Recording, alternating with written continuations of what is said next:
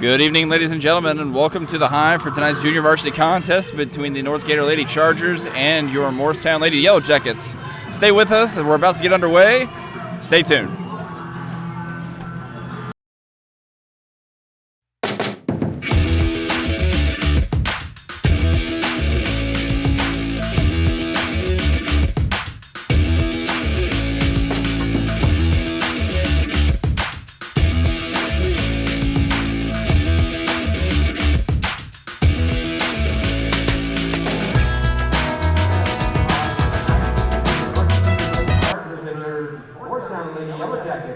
At this time, I'd like to get the starting lineup for the Lady Chargers. The freshman starter of Casey Oakton. Sophomore starter 22, Hope Parker. And these are the starting lineups for both teams. You can see today's rosters for the junior varsity contest brought to you by Brewer IT. North Decatur Chargers wearing their red uniforms with white trim. Starting lineup for the Chargers, number 12, Casey Ogden, number 20, Macy Scudder, number 22, Hope Barker, number 24, Jenna Walton, and number 44, Ella Coons. These are the starting lineups for the Yellow Jackets, sporting their white uniforms with gold and black trim. Number 15, Alexia Rogers, number 24, Katie Hillock, number 35, Sarah Essex, number 41, Emma Wiggins, and number 53, Emma Spar.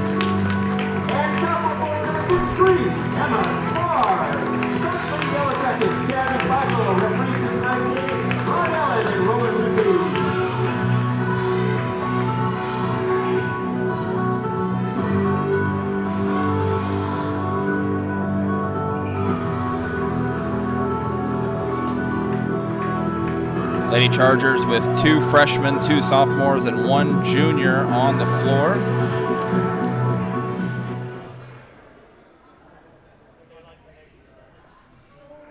Yellow Jackets with 1 freshman, 3 sophomores, and 1 junior, and number 41, Emma Wiggins, leading this Yellow Jacket squad.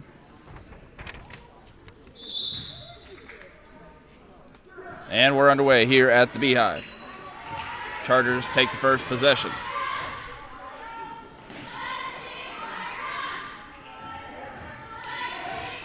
There's a strong drive and nice kick. That's Scudder from the corner. She leaves it short. This is Coons. She'll go up against Spar. A little long, but gets her own rebound. And a jump ball will be called. Hillock there with a tie-up, and the Yellow Jackets will take over. Chargers starting this game in a full-court press. Looks to be a man-to-man press. Here's a long pass down the floor. That's Sarah Essex, and this is Alexia Rogers with the ball. She drives.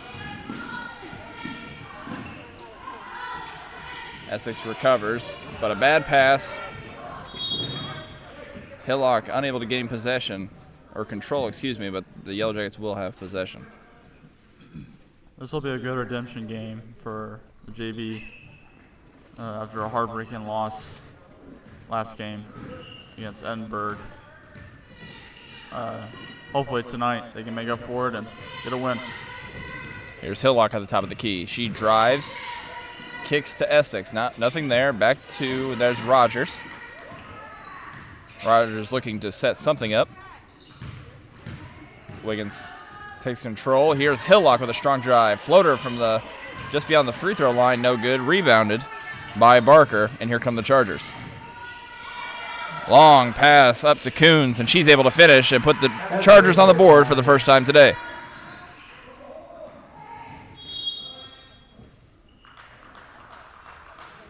The basket was good by Ella.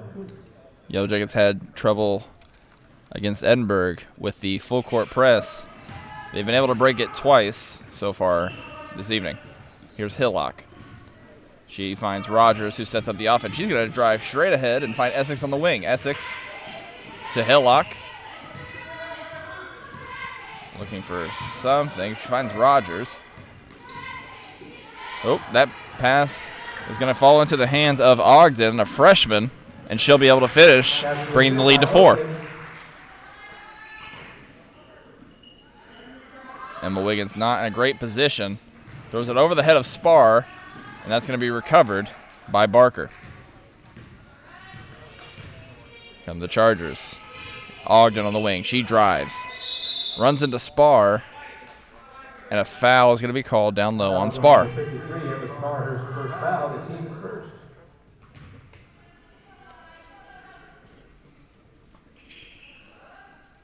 Here's Coons down low against Spar. That's tipped away by Wiggins, and she'll take it herself. Steal. She's bumped, but it's going to stay on the Yellow Jackets side.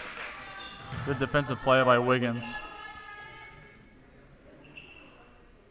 She'll take it out for the Yellow Jackets, looking for Rogers, and finds her. Like to get away with it over and back there. No call. Jackets will take over on offense. This is Essex. She drives. Thought about shooting, pulls up, and finds Hillock. Over to Wiggins. She'll drive. And that ball is going to be deflected by Ogden. She has another opportunity to score here. Make some space, but deflected by Wiggins. Rebounded by Coons. Chargers get another shot at it. It's Barker, no good. Rebounded by Coons, and she will leave it off the rim. No good. Rebounded by Essex, and here come the Yellow Jackets. This is Emma Wiggins. Gotta get a bucket here. Here's Rogers. She drives baseline. Puts up. Looks like she tried to put up a shot. We'll see if she gets a couple of shots here. We didn't really get an indication there. Looks like it's going to go out of bounds. No, they will say she was going up.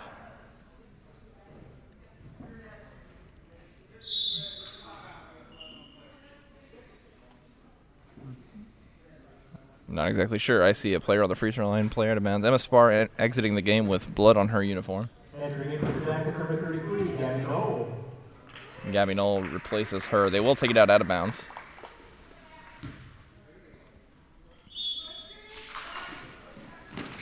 Hillock taking it out. Long pass to Wiggins. It's deflected and in the hands of Ogden for her third steal in this first quarter. Ogden goes up. No good. And it's going to be rebounded by Knoll. She finds the outlet to Hillock, and they will slow it up, walk it up, and set up their offense.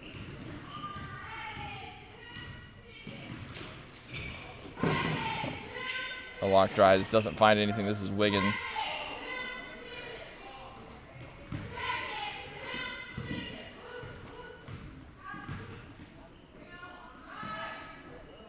Essex with her first three from the wing, no good. That is her spot. She hit several threes from there against Edinburgh.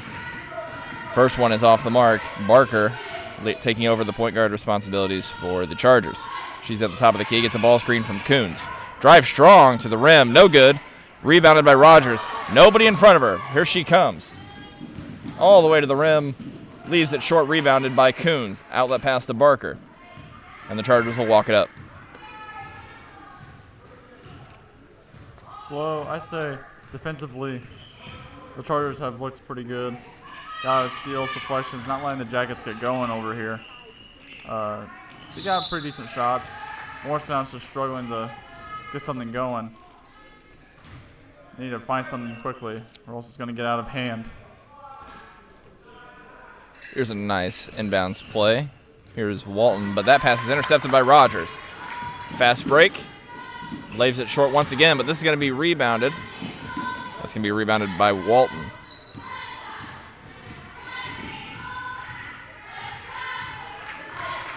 This is Barker, dribbles over to the wing, finds Ogden. Coons sets a ball screen, finds the roller right over the head of Knoll. No good, but she stays with it, and she gives the Chargers a 6-point lead with 2.5 to go in this first quarter. Long pass over to Essex. They swing it around. This is Hillock. She gets it over the 10-second line. This is Rogers. That pass is going to be intercepted, and it's going to land in the hands of Hope Barker. Chargers playing really strong defense in this first quarter.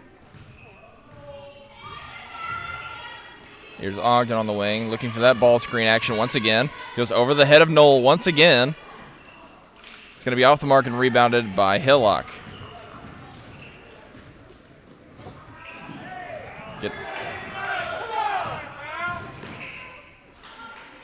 Hillock looking for Wiggins and finds her. Wiggins going to drive and kick. Nice kick to Hillock. Hillock for 3, and it's going to be left short. The Chargers will take over. That wasn't a bad play right there. A few passes, just driving kick to the 3-point shot, just fell short. Got a paint touch out of it. So keep building, keep driving to the basket, keep creating opportunities for the team. There's a nice drive by Barker, but she is going to pass it out of bounds. And the Yellow Jackets will take over. Coach Chad McMichael, he's seen enough here in this first quarter. He's going to get his girls together and gather themselves. We'll take a short break. Stay with us.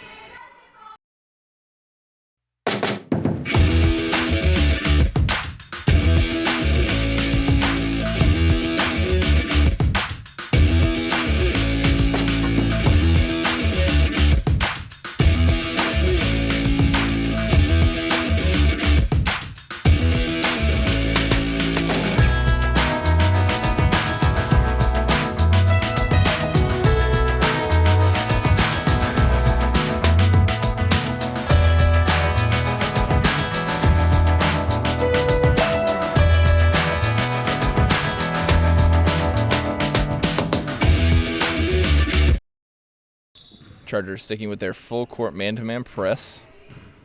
Here's Hillock. Walton guarding her. Here's a screen. She gets an opportunity. Here's a 15-footer. Not afraid to shoot is Hillock. It's off the mark, rebounded by Coons, and the Chargers will take it up. This is Barker on the wing. She's made some nice plays today. She'll go drive in, leaves the layup short, rebounded by Knoll. Knoll looking for Rogers on the outlet pass. It's going to go out of bounds. The Chargers will take over. Again, the solid Chargers defense coming into play, not letting the Jackets get going on offense. The last thing you want to do in any game is give the opposing team second opportunities. And the Chargers have gotten plenty of those so far in this first quarter. Here's Ogden. Driving strong baseline. She'll put it up. No good. Rebounded. That was Kennedy Steer. She's getting her first opportunity in this game. Here's Coons facing up. It's going to be stripped by Hillock, but she falls down. It'll go out of bounds, and the Chargers will take over.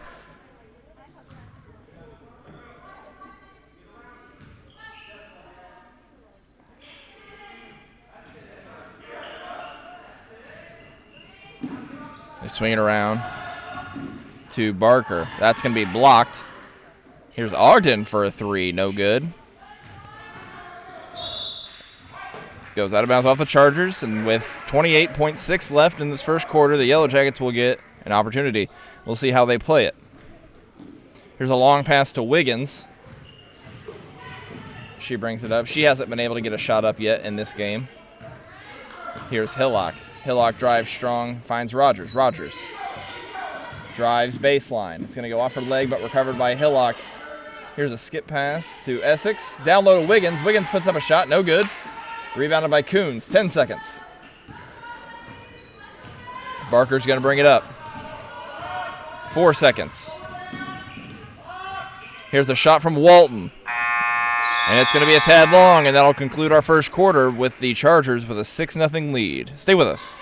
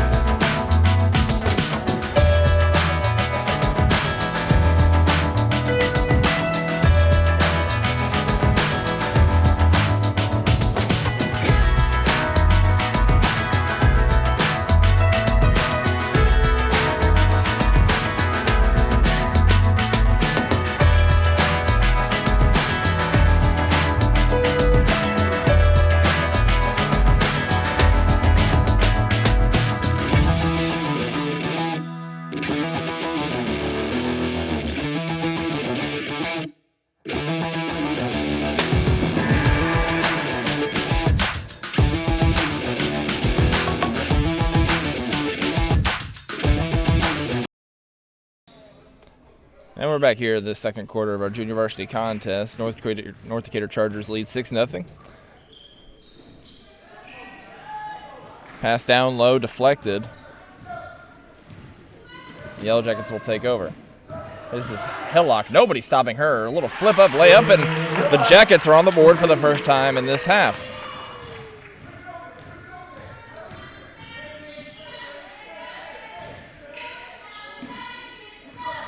Maggie Lutz getting her first opportunity in this junior varsity contest.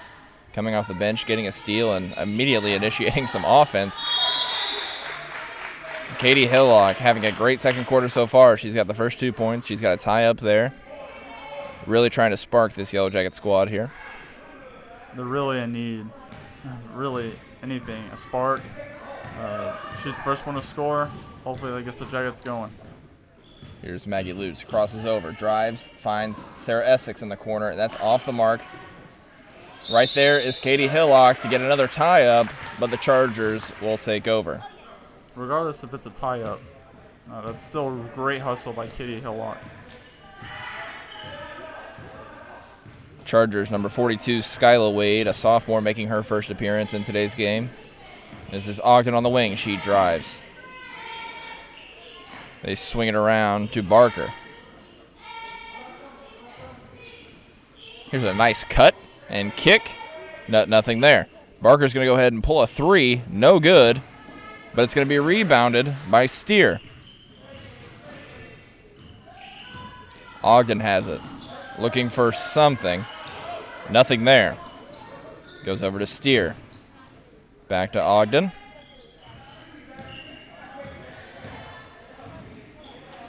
Here's a drive baseline by Steer, nothing there. Back to Ogden. She goes down low to Wade. Wade.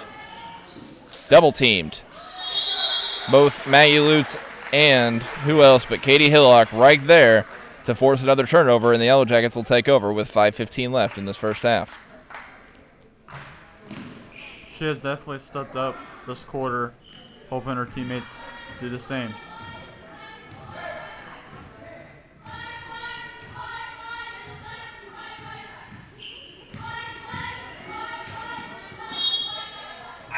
Pass that goes off of the hands of Essex, and the Chargers will take over.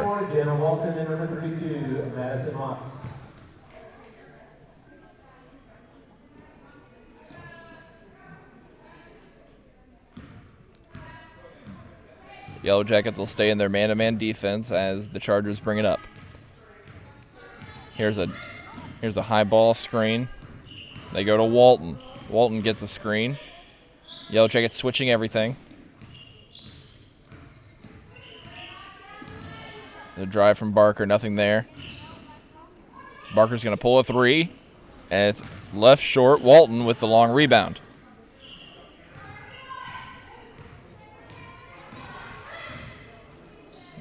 Looks down low. That pass is going to be deflected by Alexia Rogers, and the Chargers will stay on this end.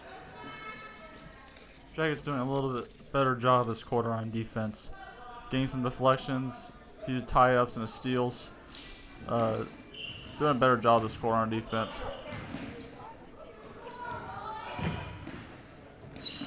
That pass looked to go right off the hands of Wiggins, but the Chargers recover. Walton looks down low. Right back to Walton. There's a shot, 17-footer, no good, rebounded by Walton. This is Barker at the top of the key. They swing it to Steer. Drives baseline, goes off her foot, the Jackets will take over. Regardless of how many stops they got that possession, it's important to know that they give up a lot of offensive rebounds, and if they want to get back in this game, they got to start blocking out and getting a body on somebody when the shot goes up. Jackets having some trouble getting across the 10-second line, and Coach Chad McMichael will take a full timeout with 3:45 left in the first half. Stay with us.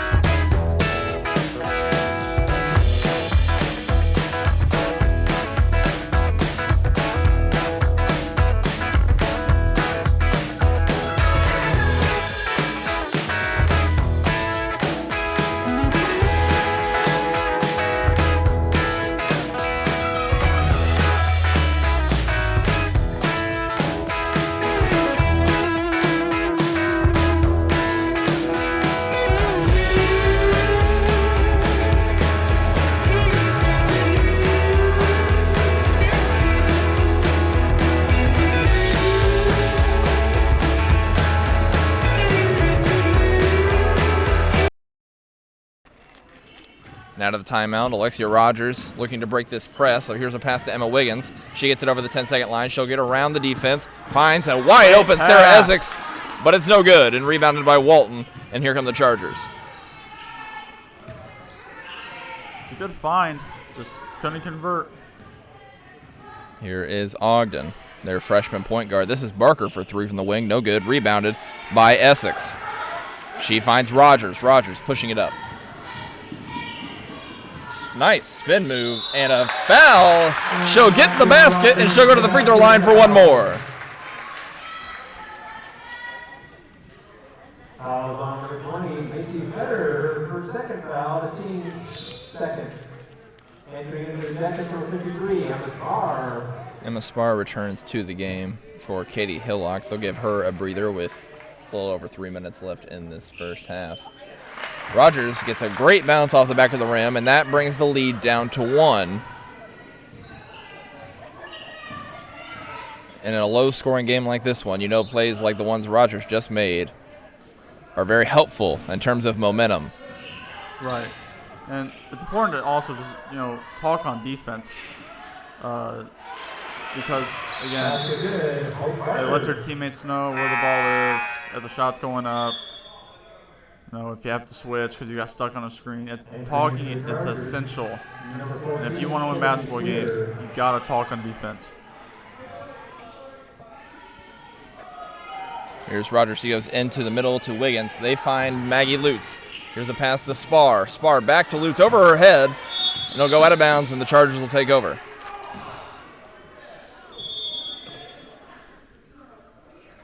And another timeout is going to be called. It'll be a 30-second timeout called by the Chargers.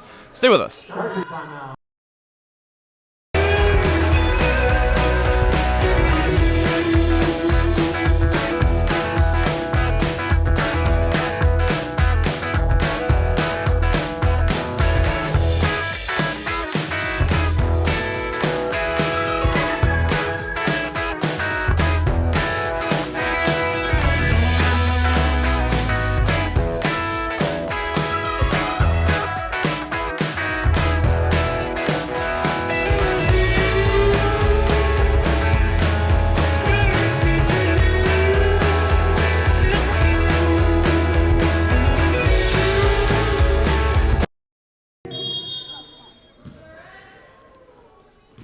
And with under 3 minutes here in this first half, the Chargers have a 3-point lead. The Yellow Jackets stay in their man-to-man defense. Here is Ogden. Pass inside, looking down low for Walton on the back cut. They find her, but it's off the mark and rebounded by Maggie Lutz. Lutz finds Essex. And Sarah Essex will bring it up for the Yellow Jackets. Here is a foul on Jenna Walton. Number 24, Jenna Walton, her first foul, the team's third.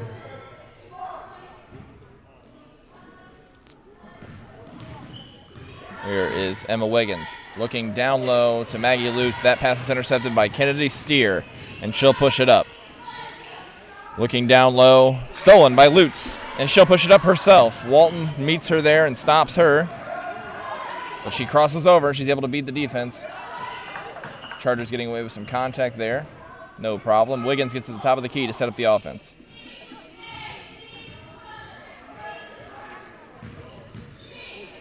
Here's Alexia Rogers. She drives. Strong drive. Gets to the rim and is fouled again. That's her second and one of this game. She'll go to the free throw line for one more.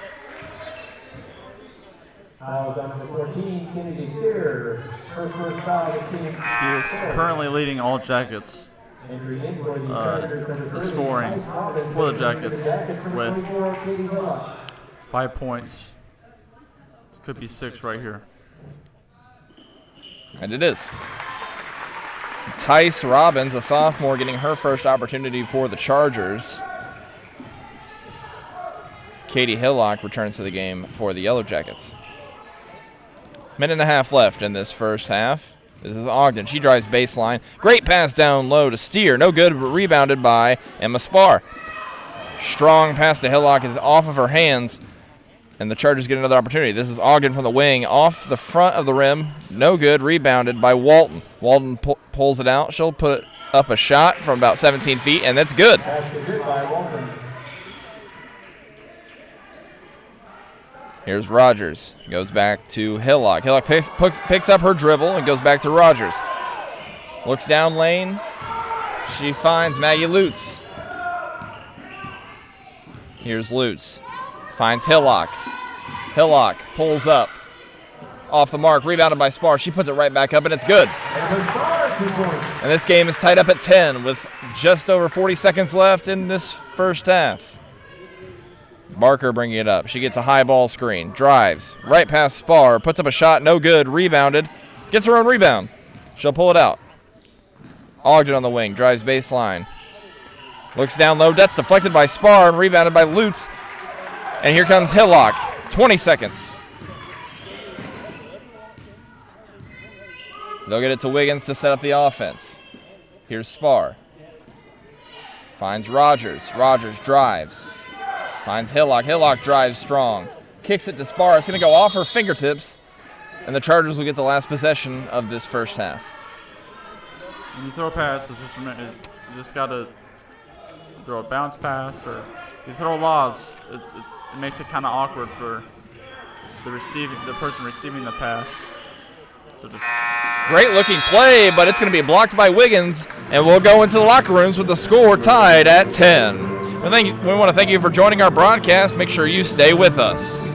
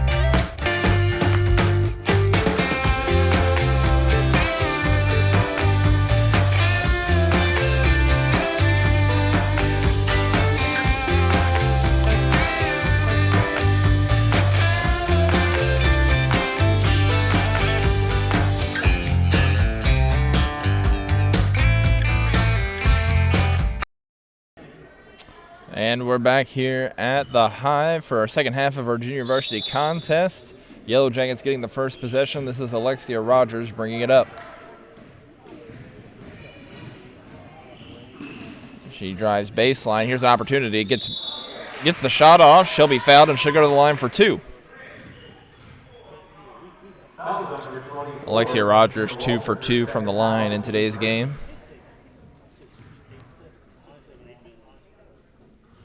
She's now 3 for 3. She leads all scorers with 7 of the Jackets' 12.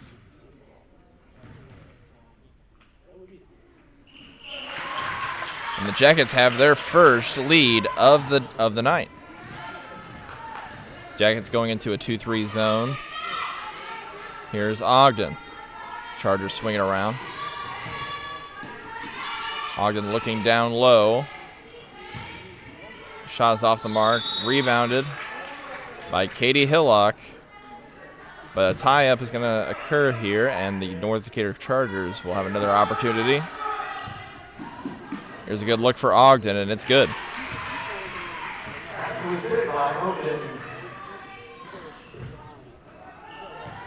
Jackets bring it up.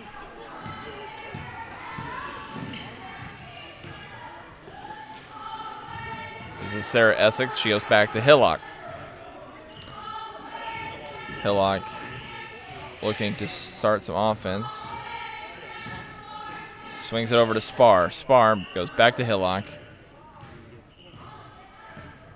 Not a lot of movement in this Jackets offense so far in this possession. Here's Essex. She drives baseline. Back out to Hillock. Hillock swings it to Rogers. Rogers with a nice shot fake. She'll drive, and she'll get fouled again, and she'll go to the free throw line for 2 more. Foul number 20, Macy Stetter, her third foul, the team's second. This is her 4th time going to the line tonight.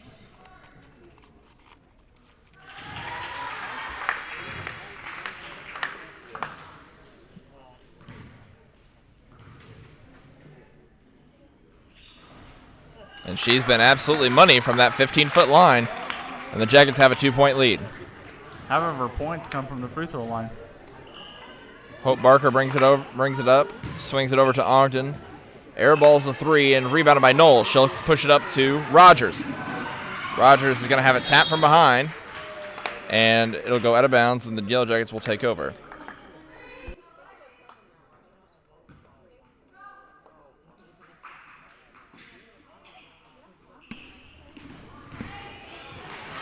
That pass is going to be intercepted by Ogden. She'll push it up, and it'll go down. A little battle between freshmen here as Ogden and Rogers have gone back and forth here over the past several minutes. Essex swings it back to Hillock. Here's Spar. They swing it around. This is Essex on the wing. Goes to Knoll. Nice skip pass to Hillock. This is Rogers. She drives. Kicks to Spar. Spar will drive. Nothing there. The Rogers making something happen here. Here's a long pass. It's going to be intercepted. And Jenna Walton is going to take a few extra steps, and a travel is going to be called.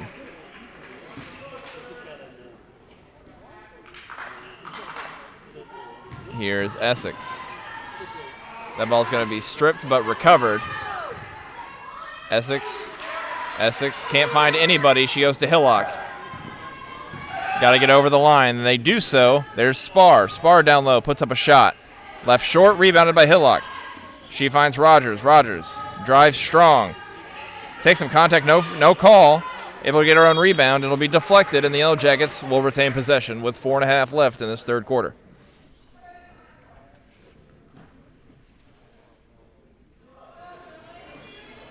Here's Essex. That's her spot. She puts up a 3. Left short, rebounded by Hillock. Katie Hillock has to have at least 8 to 10 rebounds so far in this contest. She's been hustling everywhere. One of the few Jackets I see crashing the glass, walking out. She's made a huge impact on this game, on both ends. Walton with another steal. She'll go up strong, leaves it short, but she'll be fouled by Katie Hillock, and she'll go to the line for 2. That was on number 24, Katie Hillock, her first foul. The team. Solid defense is playing on both ends. I mean, this goes to show neither offense is really getting any momentum going. It's just a clash of defenses. Walton's first free throw is good.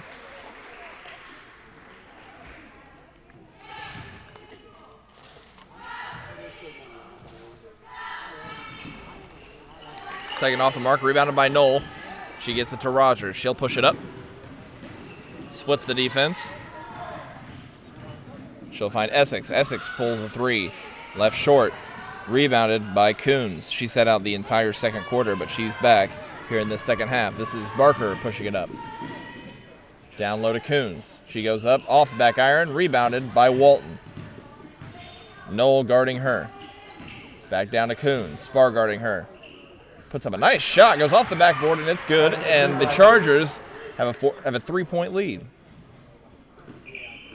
That ball's going to be stripped by Walton. They'll call a tie-up, and the Yellow Jackets will get another opportunity to break this press.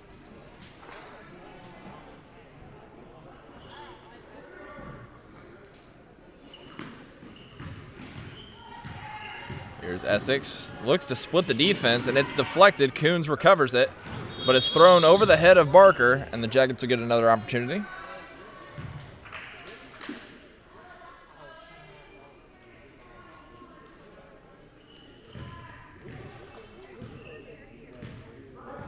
Here's Rogers.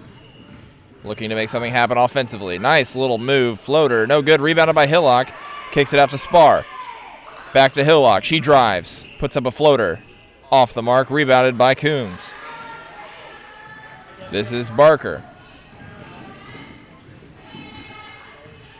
Jackets fall back into their 2-3 zone. Here's an open shot, but left short. Rebounded by Knoll. Katie Hillock will bring it up for the Yellow Jackets.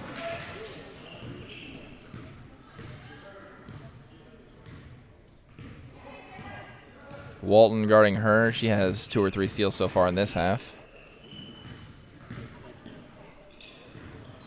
Rogers drives. That pass is deflected by Walton and picked up by Barker. No one in front of her. She'll go all the way and leave it short. Rebounded by Hillock. She looks to find Essex. Her foot was on the line, and the Chargers will get another opportunity.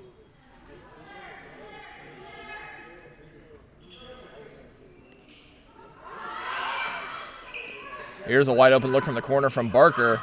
Long, rebounded by Walton. She kicks it out to Ogden. Ogden for 3. Off the mark again, and a tie-up. Who else but Katie Hillock is right there. And the Chargers will get another opportunity under their own basket.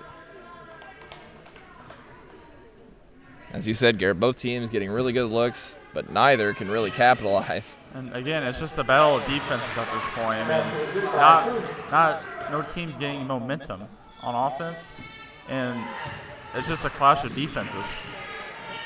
Here's Walton with another steal. Ogden looking to get a shot over Hillock, but that pass is intercepted by Emma Spar. She pushes it up. It's going to be back tapped, and the Jackets will retain possession. Great hustle play from Emma Spar.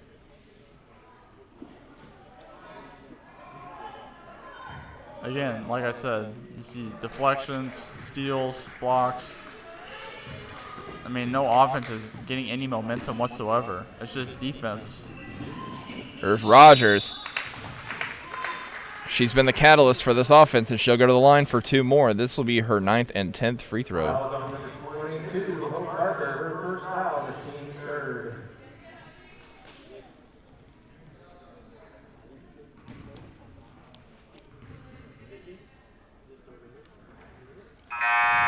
She's been perfect on the night so far from the line.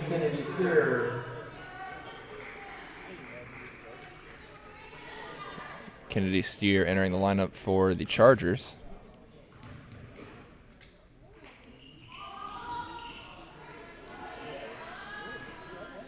And I immediately regret saying she was perfect from the line, and she misses that one. Here come the Chargers. Here's Ogden looking down low, nothing there. Back out to Barker. Ogden looks down low to Coons. She has their last 4 points. Here is Steer. Back out to Barker. She drives. Strong gets into the paint. Floater, no good. Rebounded by Coons. She puts it up, and it's good, and she'll be fouled, and she'll go to the free throw line for 1 more.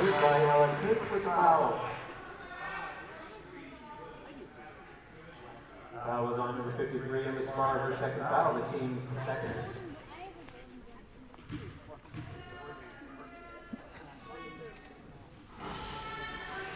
This is rebounded by Spar, and here comes Katie Hillock.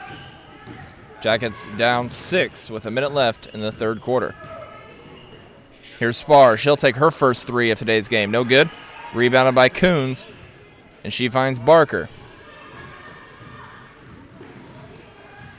She pushes it up, down to Coons. Looks to go to work, goes off of her hands, and this is Walton on the wing. Ogden for three. Good.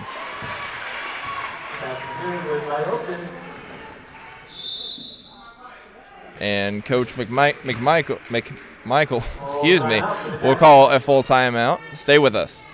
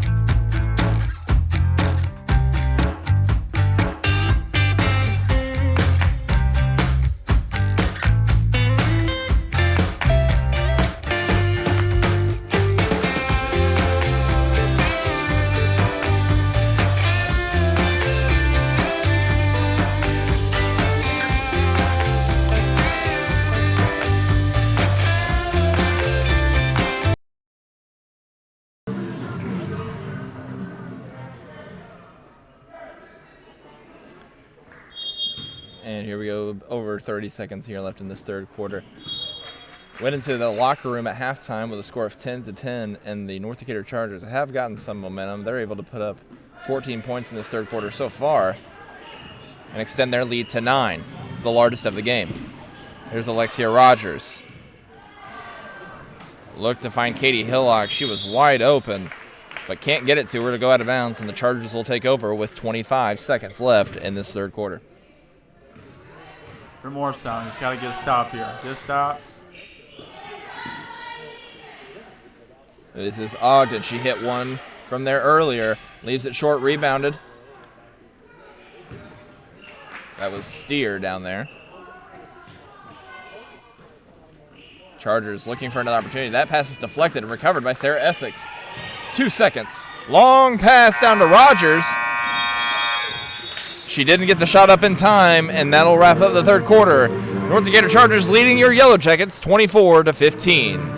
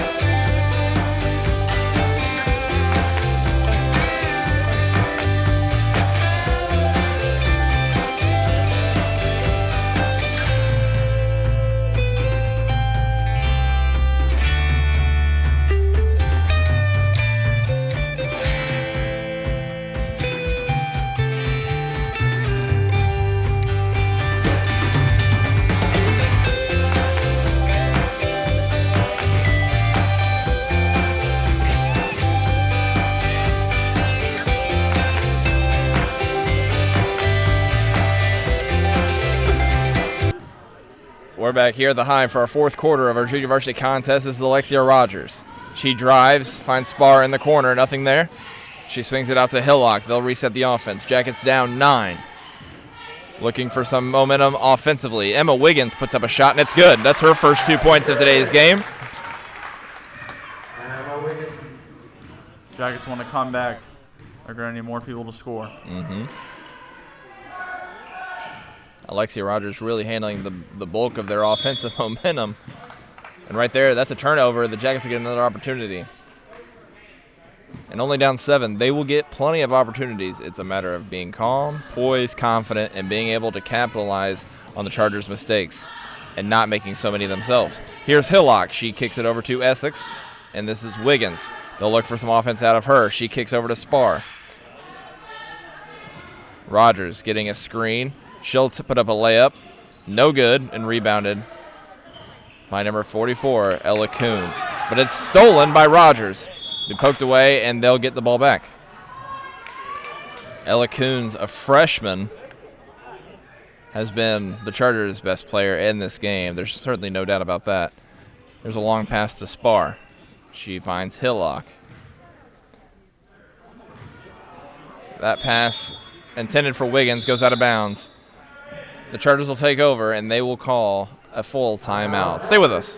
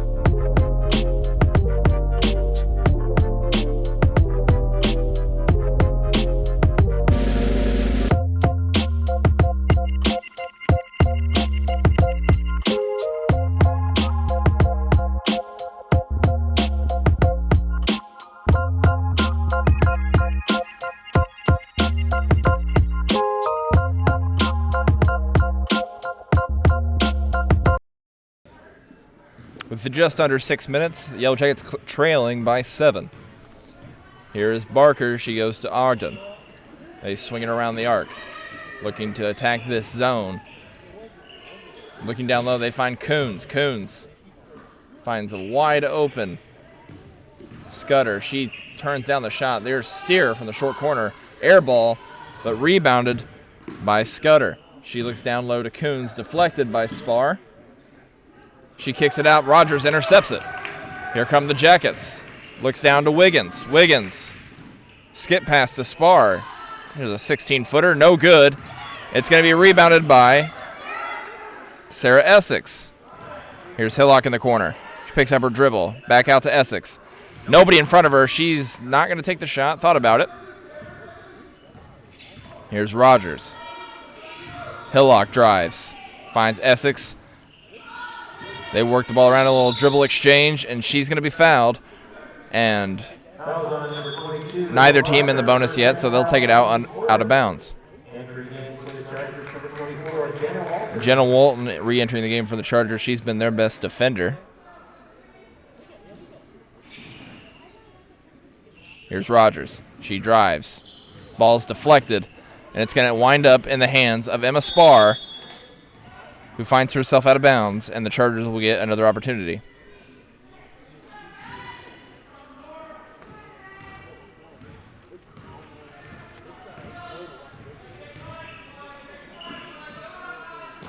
They look down low for Coons. Makes a great catch, but it's going to be stolen by Emma Spar.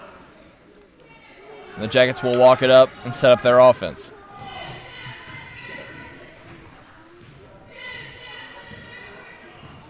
Here's Hillock down to the corner. This is Essex.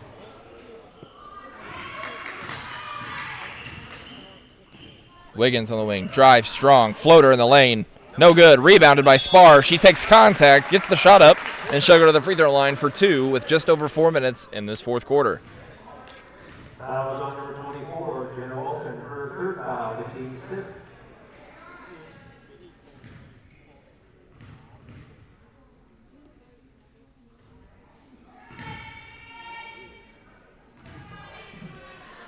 First one is off the mark.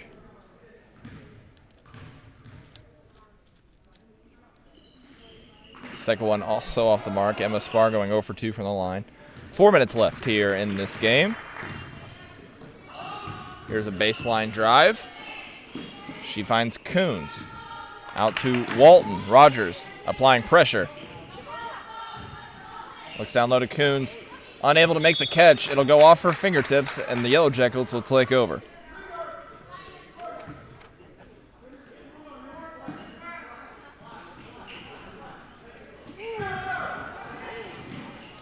Ball's on the floor, recovered by Hillock.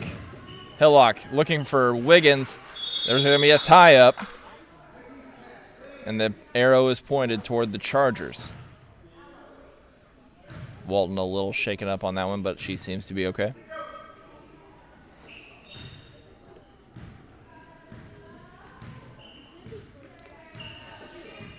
Yellow Jackets need to make some plays here in the last half of this quarter. Walton, a great cut, great kick out. Here's Barker for a three from the corner, way off and rebounded by Wiggins. She throws it up to herself and puts it up. No good. Went a little too fast. And the Chargers will bring it up. This is Barker back out to Ogden. Great swing around the arc for the Chargers. It's left well short, rebounded by Katie Hillock. Walton guarding her in the full court. She finds Wiggins. Wiggins looking for a cutter, nobody there. Hillock, a little fadeaway jumper, no good, rebounded by Coons.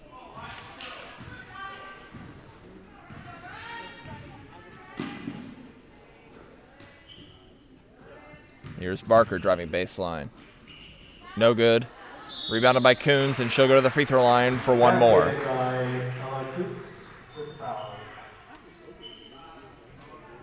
Fouls on number 35, Sarah Essex. Her first foul, and she'll be starting.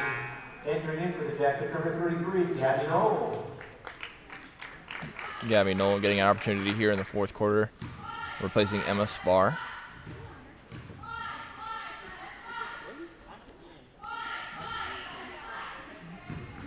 Katie Hillock with the rebound.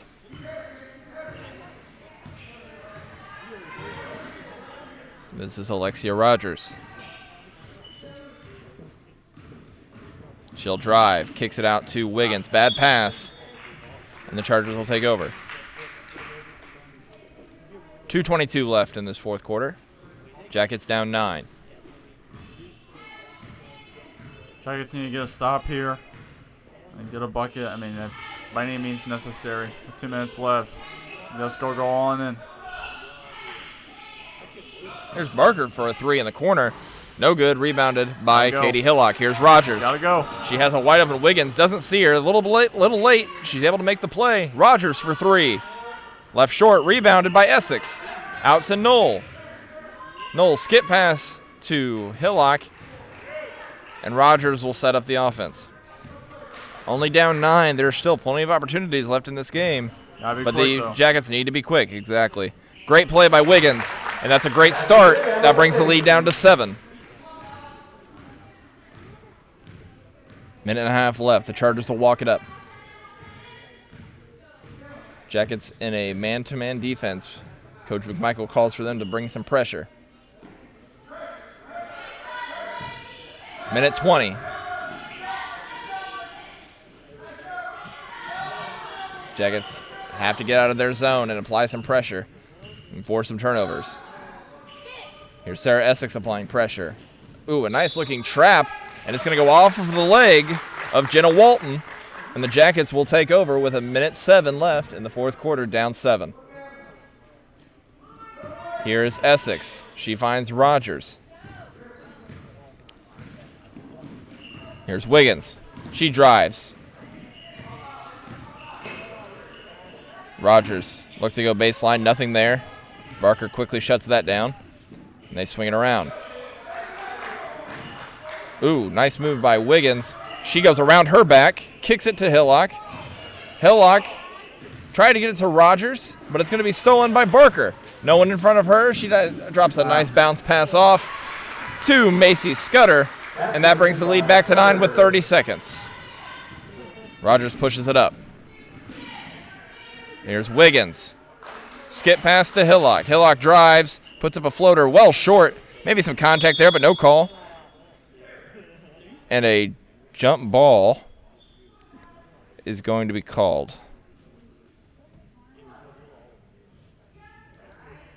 Some of the Chargers shaken up. That's Walton.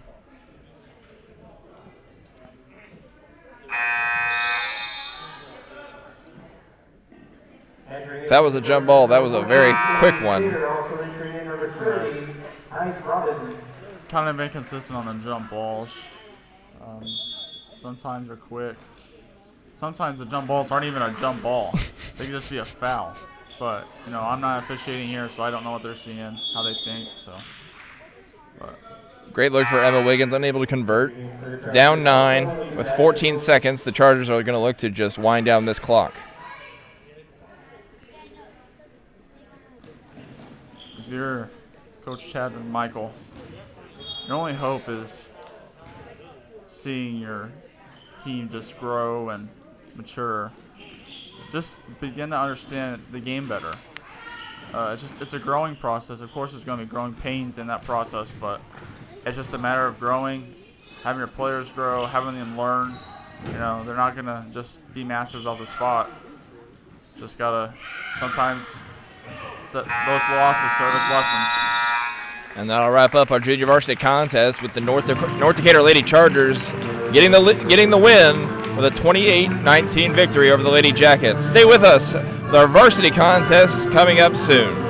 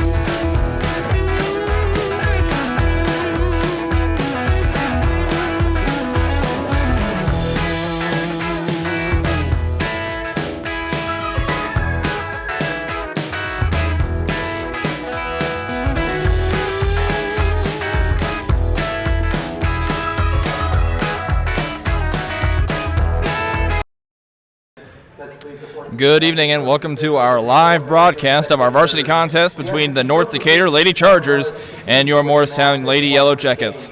It's homecoming here at the Hive and we're about to get underway. The Lady Jackets coming off of a win against the Indy Lutheran Saints. They'll be looking to add to their 5-game winning streak this evening. Let's see today's starting lineups brought to you by Brewer IT. For the Lady Chargers, a senior, number 14, Haley Gorel. A senior, number 20, Madeline Hoover. Senior, number 32, Morgan Stanley. Senior, number 34, Jenna Geis. And a sophomore, number 40, Madeline Bowman. The Chargers coming in with a 5-10 record under head coach Matt Barker.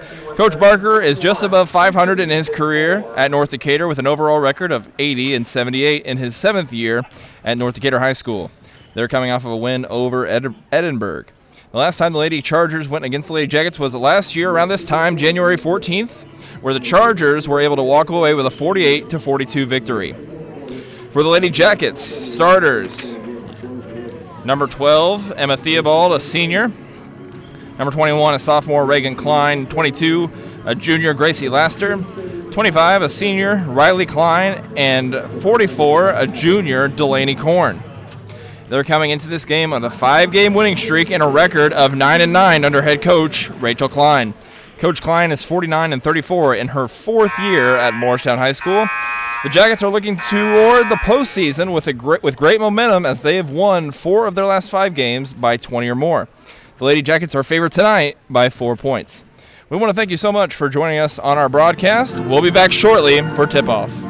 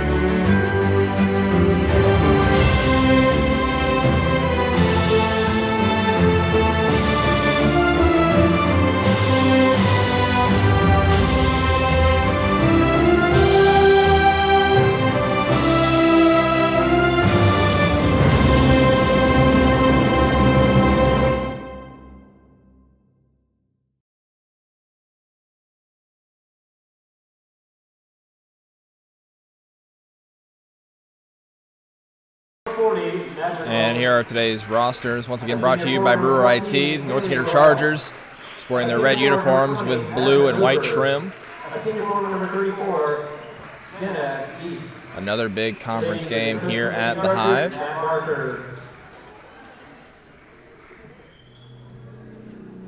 And here's the starting lineup for the Yellow Jackets, wearing their usual home uniforms, the white with yellow and black trim. And now the starting lineup for the Yellow Jackets, the senior guard number 12, Emma Theobald. Sophomore guard number 21. Great crowd tonight here at the Hive, as tonight is homecoming.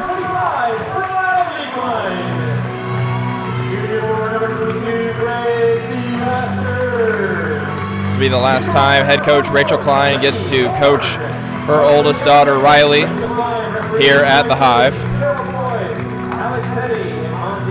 Should have a very exciting night.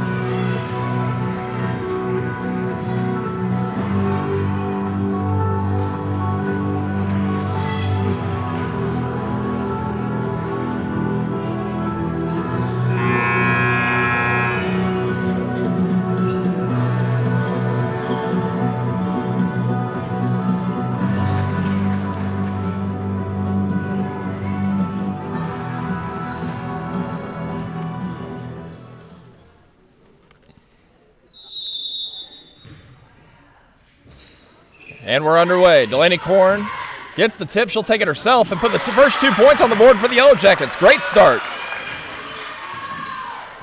Delaney Korn with the basket. Jackets come out in a 3-2 zone. Morgan Stanley leading the offense. And they swing it around. Here's a shot from Jenna Geis. Off back iron, no good, but rebounded by the Chargers. Put back up by Madeline Hoover. And the game is tied at 2. Chargers coming out in a full court press.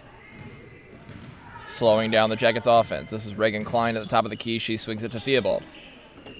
And they swing it around, looking for Laster down low. Can't find her, but a skip pass to Theobald. Here's Korn. There's a great pass to Riley Klein. She'll put it up, and it's good. Jackets 2 for 2 on their first 2 possessions. And here come the Chargers. It's going to be important to block out against the Chargers. You're going to be crushing the boards hard. Bauman looking to the corner to Hoover. They swing it around, trying to keep this zone on its toes and make it shift. Gracie Laster with a steal, picked up by Riley Klein, and she pushes it up to Theobald. Bounce pass down low to Reagan Klein, left off the front of the rim and rebounded by the Chargers. Here's Bowman. Gorel looked to drive, couldn't find anything.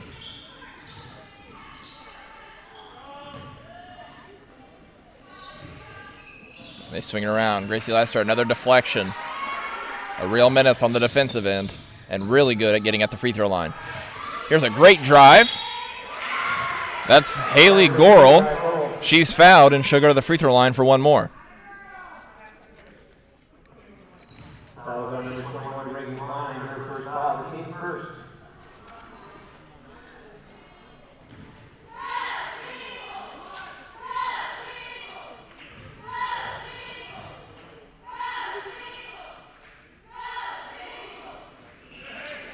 She knocks it down. That gives the Chargers their first lead of today's contest. Klein pushes it up to Korn. Korn waiting for a ball handler. Errant pass, and the Chargers will take over.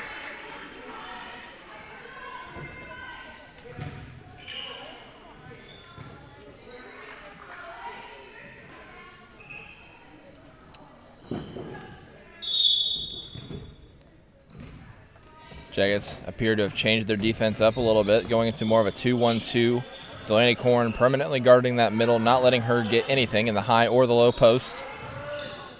They look down low to her, and it's effective. Gracie Laster with a steal. She pushed it up to Theobald. Theobald has it tipped but recovered by Laster, and she puts it off the glass and gives the Jackets the lead once again.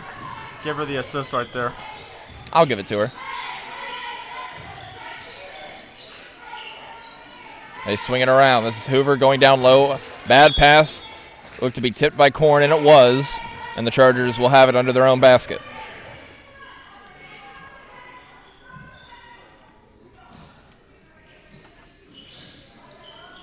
Looking down low, can't find anything. Deflected by Klein, and it'll stay here. It's absolutely essential to not let this Chargers team get going, regardless of what it is. You got to block out, always apply pressure. Don't let them get any sort of light.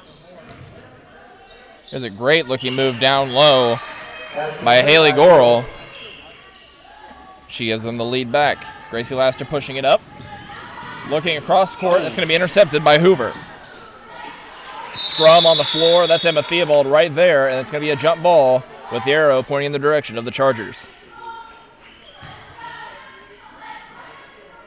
Good hustle by Theobald right there.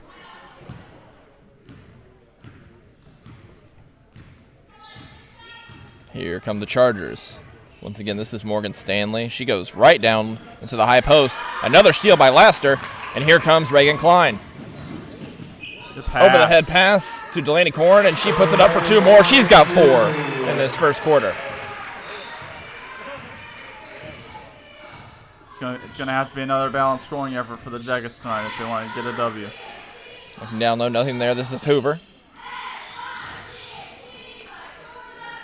This is Bondman. Skip pass took back to Hoover. Here's a look down low. Here's a corner from Hoover. Corner 3, and it's good. Hoover with her first points of today's contest. Gracie Laster on the wing. She finds Riley Klein. Reagan Klein for 3. Just off the front of the rim and rebounded by Haley Gorel.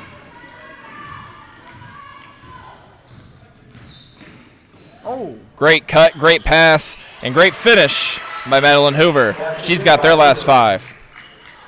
She got a little bit of travel there, I think. Here's Emma Theobald. Bounce pass Great down to pass. Korn. Korn goes up with it.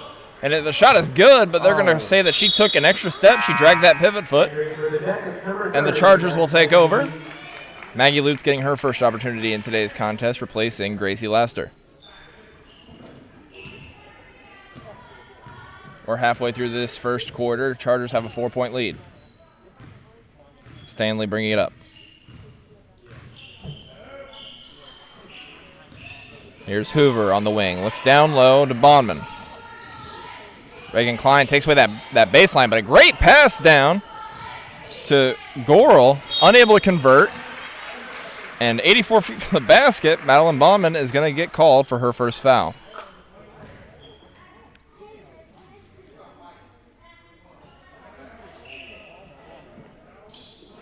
Didn't appear like there was really anything there on that play, but a great bounce pass down low, just unable to convert.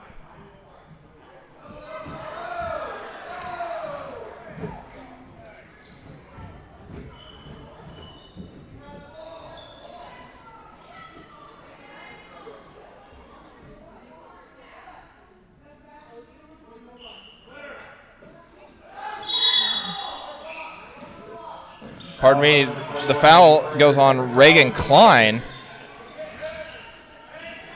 A very confusing moment right there. And the Chargers are able to capitalize.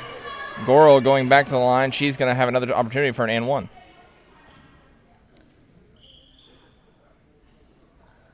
Number 44, Delaney Cohen, her first foul, the team's third. Prior to her going to the line, Coach Klein would like a timeout. She wants a moment to speak with the officials, I assume. Full timeout for the Jackets. There'll be a full timeout. Stay with us.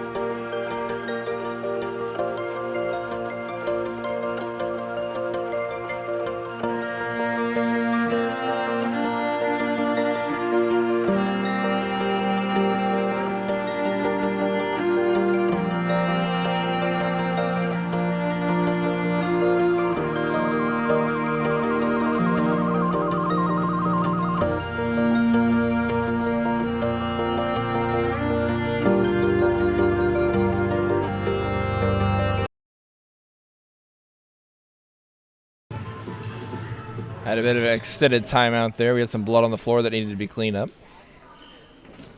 But we're back.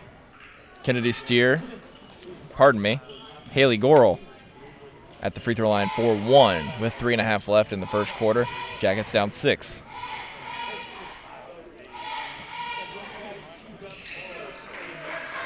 That one's good. Yellow Jackets pushing it up. Here's a pass to Theobald. She's in the corner, looking to drive. This is Klein. Crosses over, goes back to Theobald. Here's a ball screen. The Jackets have not been able to get anything going in their half-court offense thus far. With all of their points coming in transition, here's Riley Klein to the corner to Maggie Lutz, getting her first opportunity here in today's game. Gracie Laster with the drive. She's fouled, hits the floor, and she'll go to the line for 2.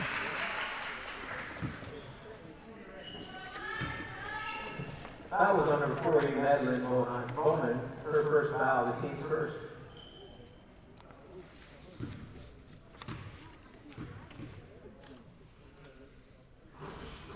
Laster off on the first. Madeline Bowman with her first foul of today's game.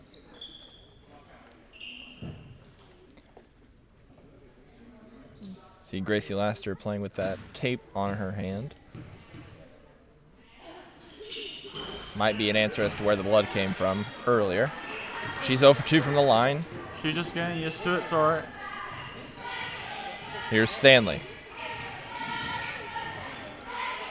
Bowman on the wing, gets a high ball screen. Looks for the roller. She's there, puts it up, and it's good.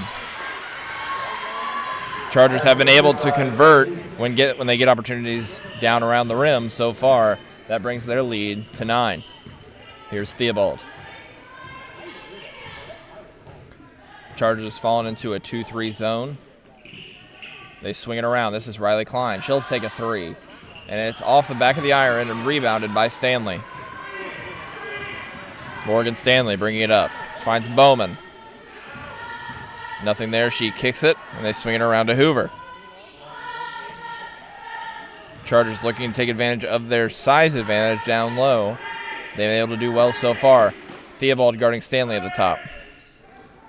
Here's a back cut by Stanley. That pass is deflected by Theobald, and it'll stay on this end.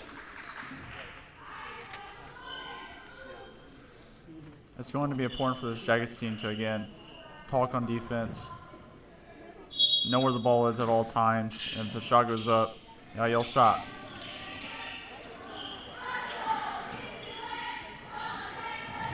Here's Gorel. Had a good look, but she did drag that pivot foot, and the Yellow Jackets will take over. This is the perfect opportunity for the Jackets to get a score here, get momentum swinging back in their direction, play some good basketball. Chargers coming out in a 3-quarter court press. You see the Yellow Jackets running a defense like this from time to time.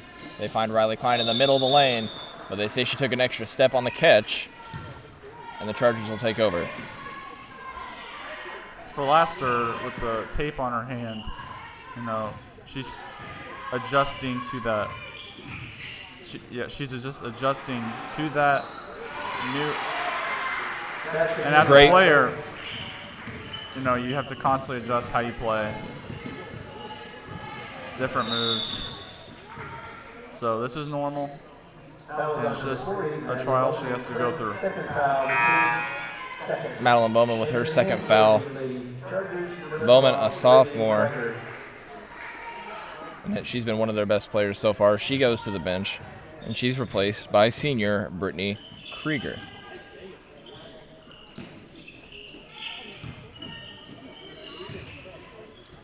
Jackets swinging around. This is Theobald. She drives, finds Klein wide open on the wing, and it's good. Riley Klein with her first 3 of today's contest. That brings the lead down to 8. Minute left in this first quarter. Get a stop here. Stanley dribbles down, goes off of the leg of Hoover, and the Yellow Jackets take over with 54 left in this first quarter.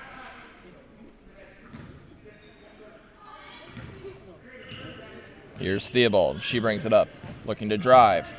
Has a wide open Maggie Lutz in the corner. She decides to go up with it herself, just off the mark, rebounded by Krieger. And a foul's going to be called on Emma Theobald. It was a good drive by Theobald. Way to get to the rim, get a paint touch. Just couldn't convert. Keep on driving. Keep on getting in the paint. Good things will happen.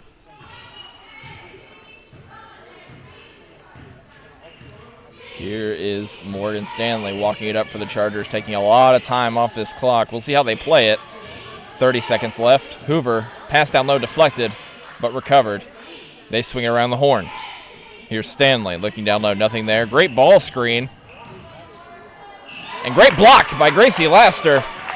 She finds Riley Klein, 16 seconds.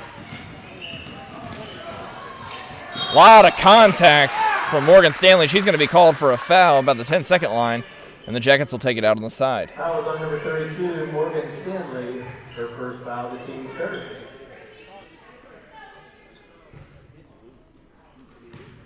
About 10 seconds, and Theobald brings it up.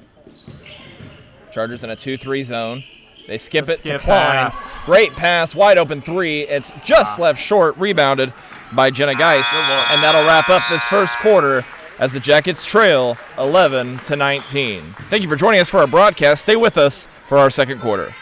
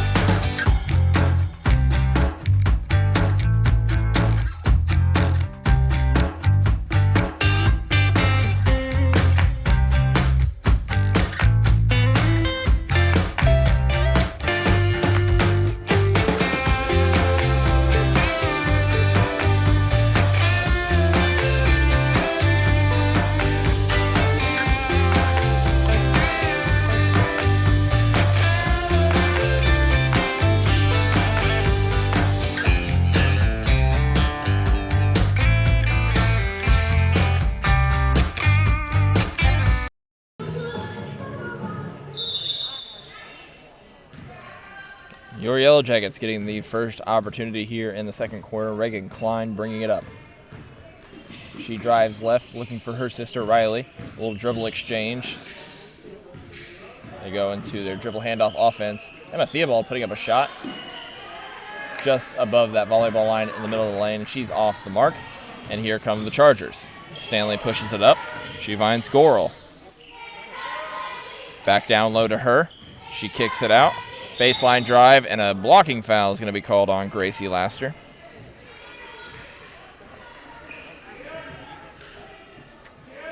Foul is on number 22, Gracie Laster. Her first foul, the team's fifth. Yellow Jackets had 5 team fouls. Chargers looking to capitalize on that and get to the bonus early here in this first half. Stanley looking down low, nothing there. Here's Stanley. She drives, floater, good. Pass was good by Morgan Stanley. Here's Reagan Klein. Finds Laster driving baseline, and a hold is going to be called. That's going to go on Madeline Hoover. Foul is on number 20, Madeline Hoover. Her first foul, the team's fourth. Yellow Jackets down 10. They'll get it out under their own basket. Chargers in a 2-3 zone. Pass up high to Theobald is caught. She'll drive. She'll take it up herself. She'll take some contact, and she'll go to the line for 2.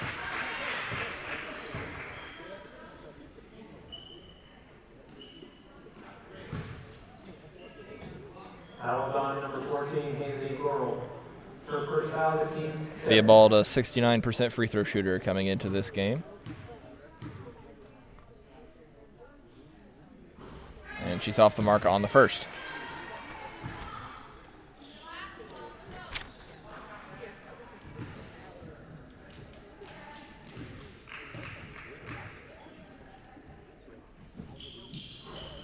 And she goes over 2. Stanley with the rebound, and she'll push it up. Chargers looking to get some easy baskets here. Stanley gets all the way to the rim, but blocked by Laster. And we'll have a tie-up, and the arrow will stay in the direction of the Chargers.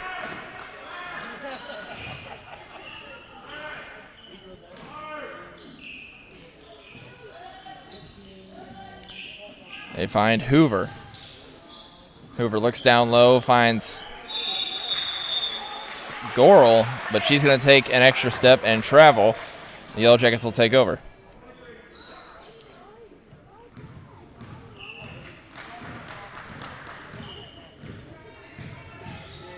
Here is Klein. She'll take a three, about 4 feet behind the line. No good. Rebounded by, it's going to go off the leg of, appears to be Maggie Lutz, and the Chargers will take over. I didn't see it touch her leg, but he had a better look than I did. So the Chargers will take over. This is Morgan Stanley. She goes to Hoover on the wing. And a carry is going to be called on Hoover, and the Yellow Jackets will take over with 6:30 left in the first half. Chargers making these easy mistakes. Jackets got to capitalize on those mistakes quickly and try and get back in this game, have tide swing back in their favor. Here's Theobald on the wing, setting up their offense. She drives, finds Klein. Klein drives, floater in the lane, left short, rebounded by Laster. Laster goes up with it, she's fouled, and she'll go to the line for 2. Foul was on number 20, Madeline Hoover. First, second foul, the team's 6th.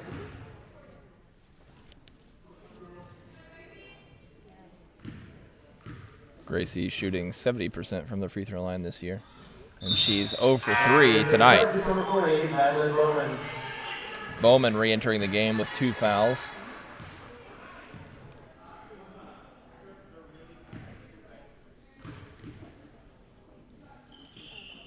But she gets that one to go down, and that brings the lead to 9.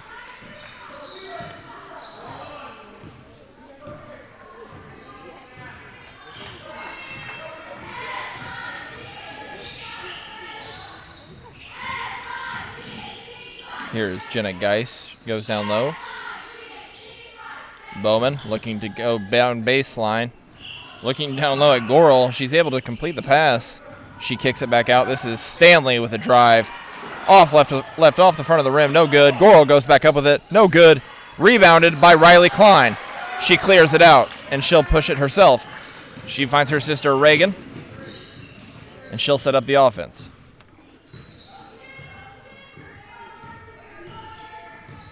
This play here would definitely swing tides. Theobald with a wide open 3, rebounded by Goral, and a foul is going to be called. And that's going to go on Maggie Lutz. Maggie Lutz, her first foul, the team's 6th. Entering for the Jackets, number 44, Delaney Korn. Delaney Korn re-entering the game for Gracie Laster.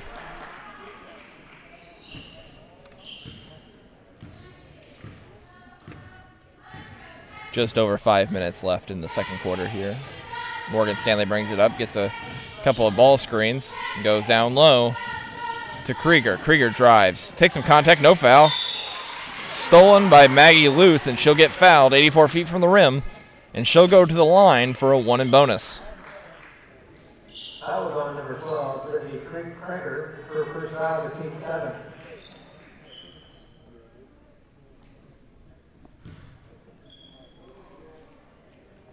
Jackets have been struggling from the free throw line this half. Continue to struggle. And when you see girls like Maggie Lutz, Gracie Laster going to the free throw line and missing, those are some of your most reliable free throw shooters. A legal screen is going to be called. Emma Theobald hits the deck. She appears to be okay. And the Yellow Jackets will take over.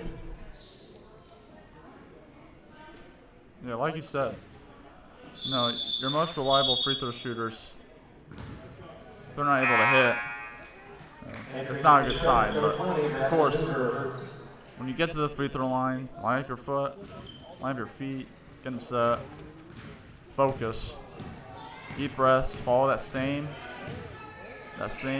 routine. Knock it down. Theobald with a skip pass to Klein. Right back to her. Theobald with another 3, and it's left short, rebounded by Hoover. And they're going to get Emma Theobald with a foul as she hustles for the ball. And Madeline Hoover will go to the line for a 1 and bonus. That was number 12 in the field. The second foul, the team's 7th. Theobald clearly in disbelief. She's just a bit frustrated. I think she just needs to relax, take deep breaths, and then just get her head back in the game.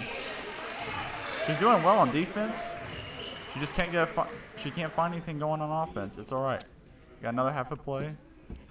If not, just continue to play hard on defense and just play hard in general.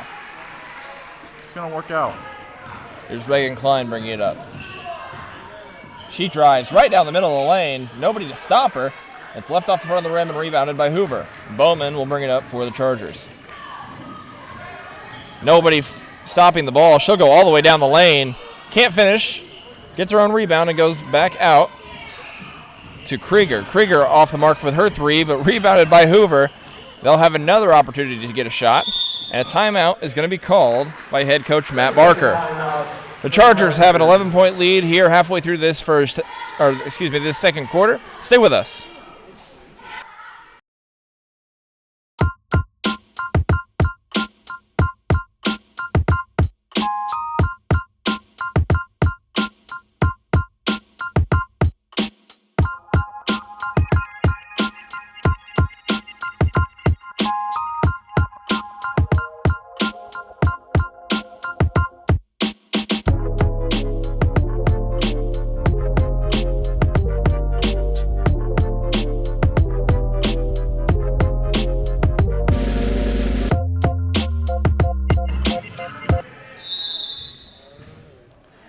Chargers taking it out. This is Bowman on the wing, being guarded by Maggie Lutz.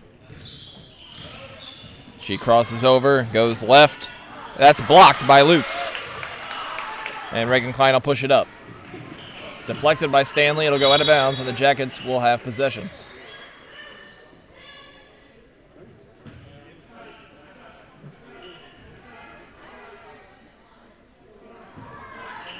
Right, Reagan Klein taking it out. Looking for Theobald. Theobald has it up top. She'll go to her left. Drives. Goes up. Took contact. No call. Ball goes over the rim and rebounded by the Chargers.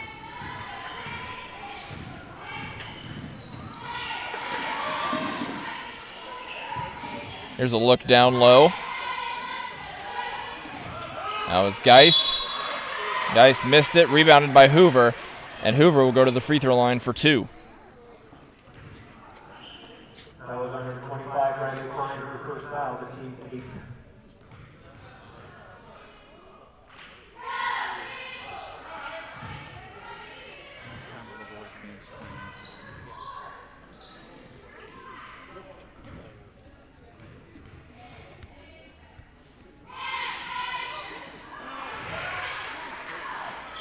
Hoover gets it to go. That brings the lead to 12. Here's Reagan Klein. She pushes it up. Finds Theobald in the corner. They all leave her wide open. Three off the front of the rim. Rebounded by Theobald drives baseline. Nice Euro step. And she's able to score, bringing the lead down to 10. She definitely needed that shot right there. Here's Stanley. Ah. And another foul on Theobald. That'll send Brittany Krieger to the line. That's her third.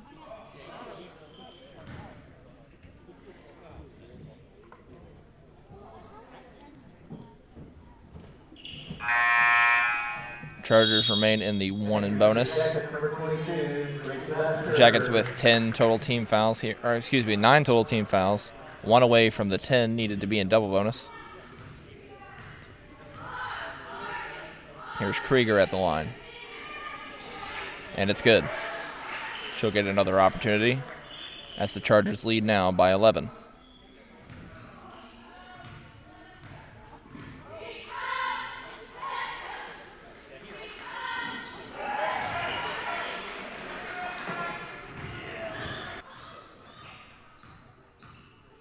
Here's Reagan Klein. Looking down low to Laster. Laster goes up. No good. Rebounded by Krieger. Stanley pushes it up. Drives left. Nobody there. And she's able to scoop it up and score. That's completed by Stanley.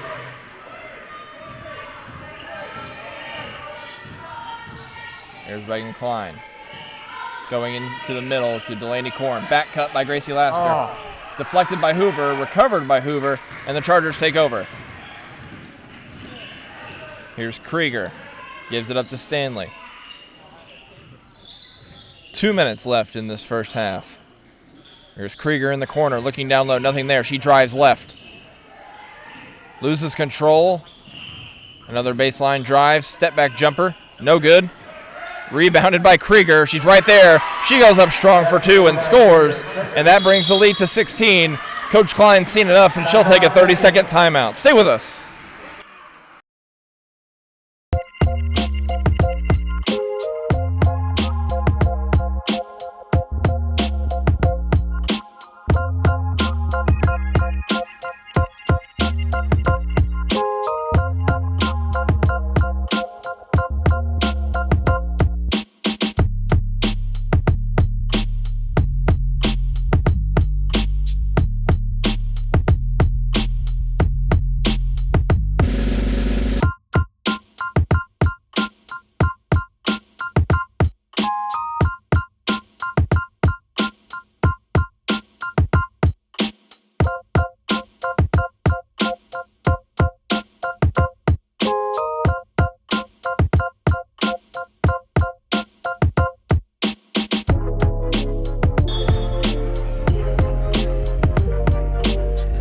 With a minute 42 left, Reagan Klein brings it up for the Yellow Jackets.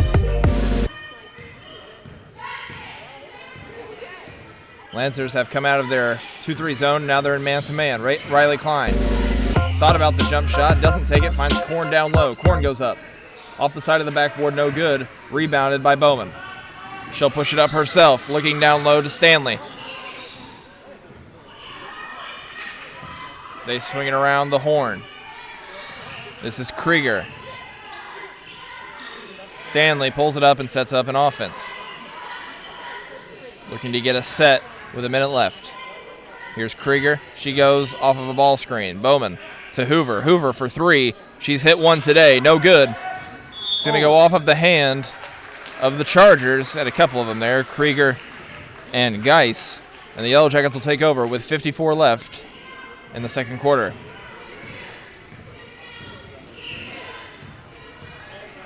Here's Riley Klein to Laster. Laster dives right in. She took a dribble, took some contact, and they're going to say she traveled, and the Chargers will take over.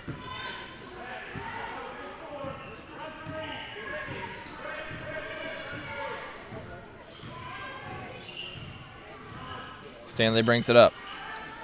Jackets falling back into their 2-1-2 defense. Here's an easy look for Geis. She's unable to convert, and Riley Klein will go to the free throw line for a 1 and bonus.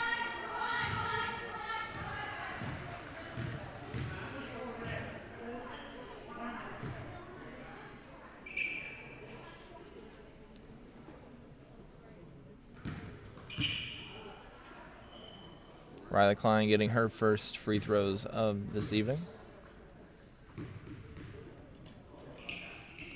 She gets the first to go. That was on number 34, Kennedy.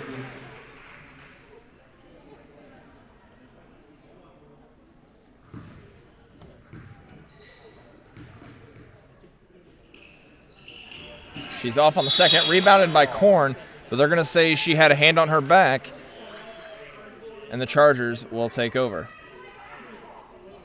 That was on number 44. Korn claiming she was being held, but her pleas don't mean a whole lot, and the Chargers will go to the free throw line on the other end. This is Jenna Geis. Coach Klein asking for an explanation.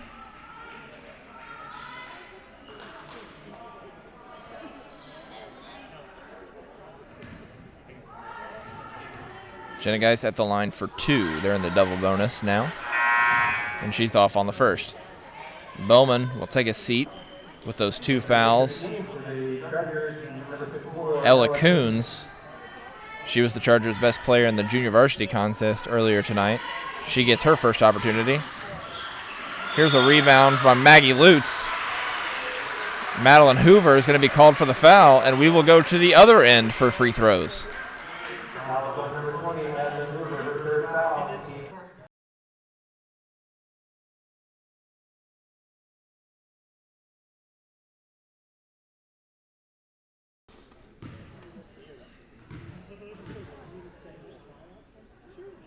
Maggie Lutz off on that one. Bowman re-entering the game, doing a little offense-defense from Matt Barker, head coach of the Chargers. Maggie Lutz gets the second to fall, which brings the lead to 14. 20 seconds left in this first half. Morgan Stanley bringing it up for the Chargers. Jackets remain in their 2-1-2 defense to close out the half. Morgan Stanley having it at the top of the key. She looks down low, finds Bowman. Nobody in front of her. Goes over the rim, rebounded by Coons. And a jump ball is going to be called with the arrow pointing toward the Yellow Jackets. Good stop there by the Yellow Jackets, but the emphasis for the second half would be blocking out and try and do a better job and not letting the ball entering the post. Riley Klein just off the mark, leaves it a bit short, and that'll wrap up the first half with the Yellow Jackets trailing 16-30. We want to thank you so much for joining our broadcast. For those of you looking for an update on the boys basketball game that's happening tonight at Edinburgh, another huge conference game. Jackets are trailing currently 29-16. Morristown Athletic Department is excited to announce the 2020-2021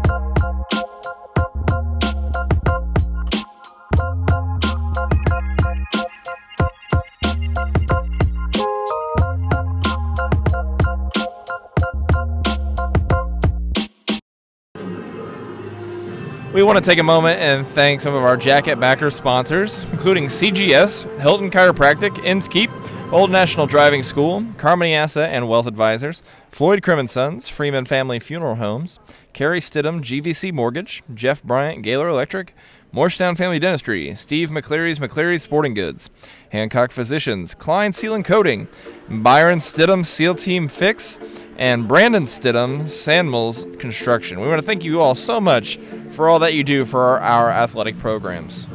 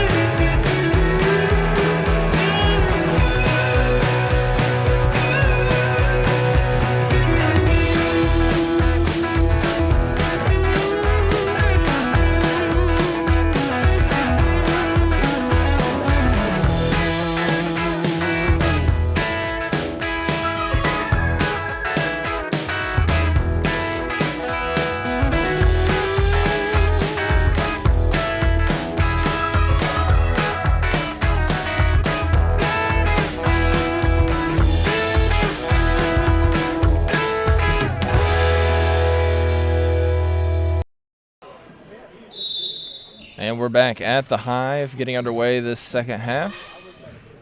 Yellow Jackets trail by 14.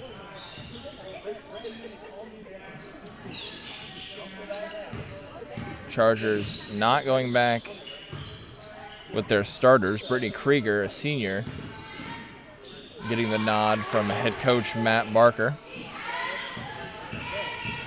Here's Morgan Stanley. She drives, finds Bowman in the corner. One dribble pull up, no good. Rebounded on the baseline by Bowman, but recovered by Riley Klein. Reagan Klein with a layup, no good, but caught out of bounds by Haley Gorel. And the Yellow Jackets will get another opportunity.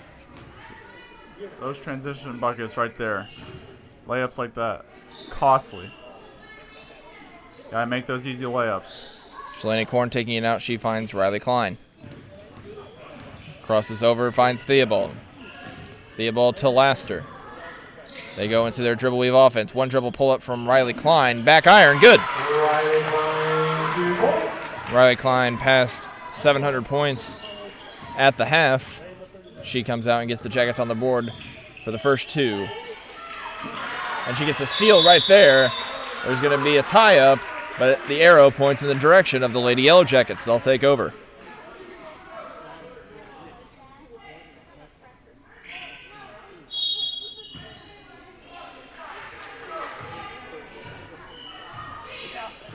Here's Reagan Klein. Drives left. Finds her sister Riley. She drives baseline. To Laster, 15-footer. Good. Jackets on a 4-0 run bring the lead down to 10 with just over 6.5 left in the third quarter. Momentum is swinging their way. Gotta keep on pushing. Here's Stanley.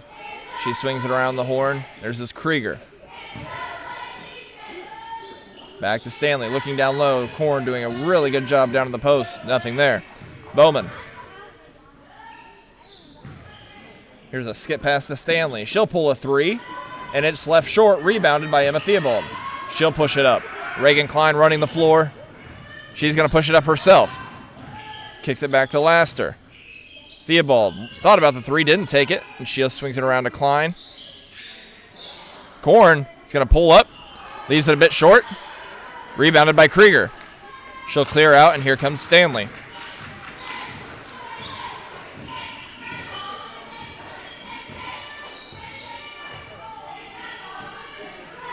They swing it around to Bowman. Ball screen from Gorel. Klein looked to get tripped up, but they're going to say that she got a hold of Brittany Krieger. Reagan Klein now has 3 fouls. Emma Theobald also has 3 fouls. Jackets getting into some foul trouble in their backcourt. Here is Bowman. She has 2 fouls as well. Krieger looking down low finds Bowman and stripped away by Theobald, and she'll push it up. She's in a 2-on-1 with Reagan Klein. Euro step. Great move, great finish, and she'll go to the free throw line for one more.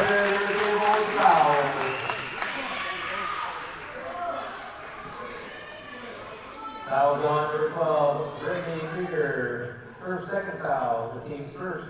When every star contributes for the Ladies Jackets team, that's when they become dangerous. She gets it to go. That brings the lead down to 7. Yellow Jackets on a run. Here's Stanley. To Bowman. Theobald on her. Swinging it around. The Chargers having real difficulty in this second half dealing with this 2-1-2 zone. Here's Bowman. That ball is going to be kicked by Theobald, and it'll stay on this end. Theobald again bringing that perimeter presence. That was a great job. And even with those 3 fouls, she's unafraid to play aggressive as she has so far in the second half. Krieger taking it out.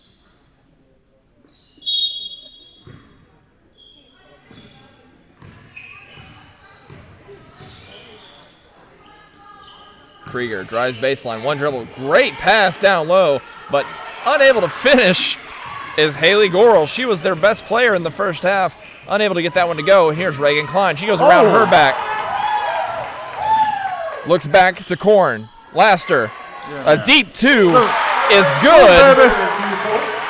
And that brings the lead down to 5. The Yellow Jackets on a run, bring the lead down to 5 with 4.5 left in the third quarter. Chargers yet to score in this third quarter. In a real drought. Bowman looking to seal an opportunity down low. She kicks it out to Stanley. Great Stanley taking a defense. three. No good, and rebounded by Korn. Yellow Jackets now with 5 stops in a row. Korn will bring it up herself. She pushes and finds Laster. Laster to Klein. Great Skip past to find. Theobald in the corner. That's her spot, and it's good! Emma Theobald with a three. Coach Matt Barker has seen enough. He'll call a timeout. We'll be right back.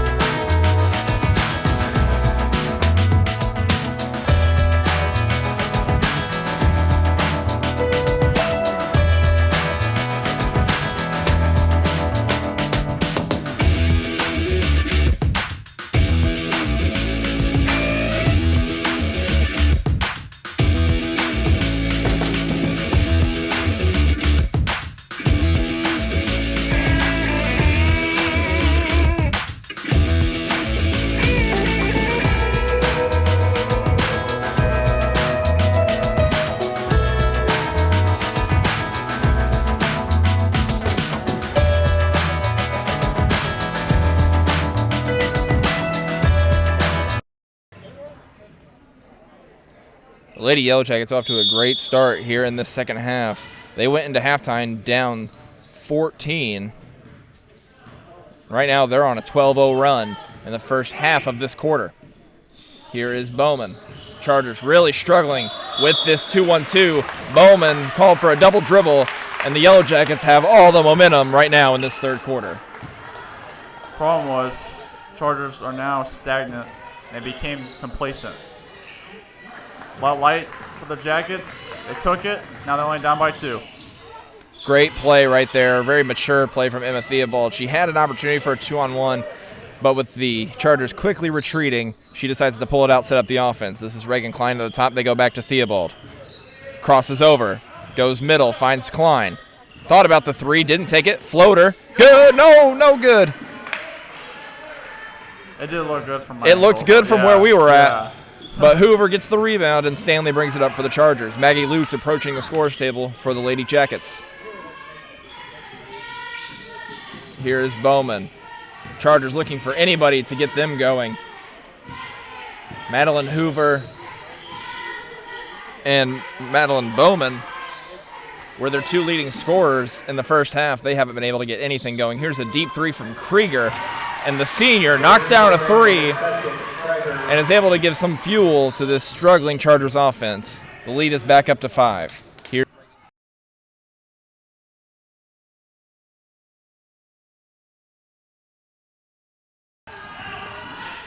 Here's Riley Klein. Floater off the mark, rebounded by Hoover. And here comes Stanley.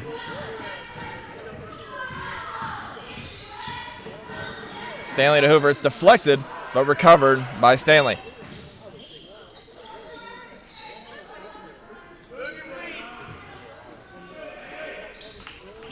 They swing it around the horn. This is Hoover. Great looking drive by Krieger. Scoop layup off the backboard and good. Krieger on her own personal 5-0 run. Here's Reagan Klein. Finds Laster. Back out to Riley Klein. Get in there. Riley Klein for 3, and it's good. Jackets bring the lead back down to 4.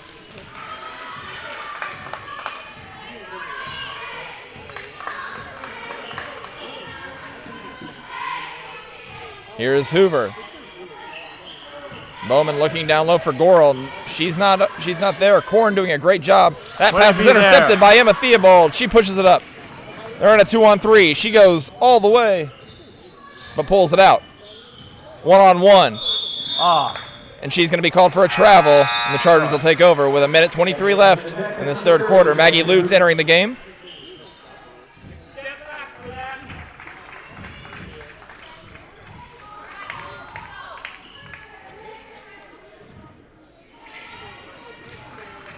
And here come the Lady Chargers. Gotta get a big stop here. Bowman in the corner. This is Krieger. She's been their main scorer this half. They go down low to Goral. Stanley for a 3 in the corner. Left short. Delaney Corn with a rebound. She tries to clear it out. That ball's deflected, but Riley Klein ends up with it. She pushes it up. She finds Theobald. That's her spot. She drives, leaves it a bit short, and rebounded by Bowman. And she's right there. And that's going to be the second time now she's going to be called for a foul that far away from the other team's basket, and she'll have to go to the bench with 50 seconds left. Emma Wiggins approaches the scores table to replace her. Entering into the deck is number 41, Emma Wiggins.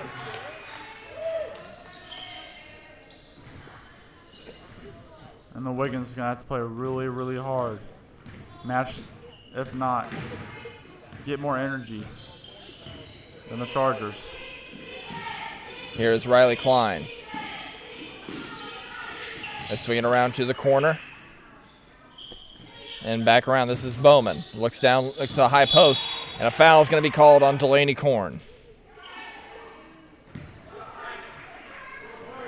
Foul on number 44, Delaney Corn, her third foul, the team's third.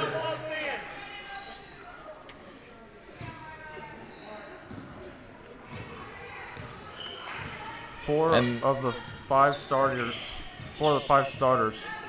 have more than at least 3 fouls.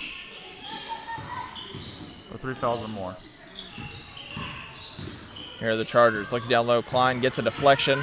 Goral looks down low, finds Bowman, but it's stripped away by Delaney Corn. And here comes Reagan Klein. That pass is, that's deflected. Stanley with a bounce pass to Bowman. It's stripped again by Corn, and that'll wrap up the third quarter.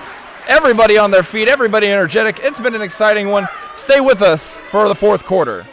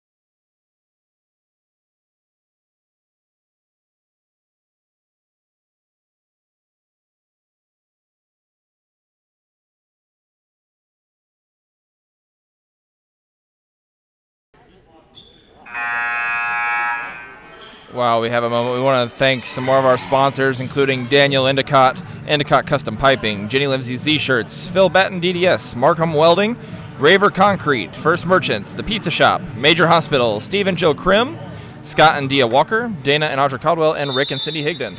Thank you so much for all that you do for our athletic programs. And we're underway here in this fourth quarter. The Chargers with a 4-point lead as Stanley brings it up. Krieger looking down low for Bowman. Gets an opportunity, gets her own rebound. No good on either try. Riley Klein with the rebound.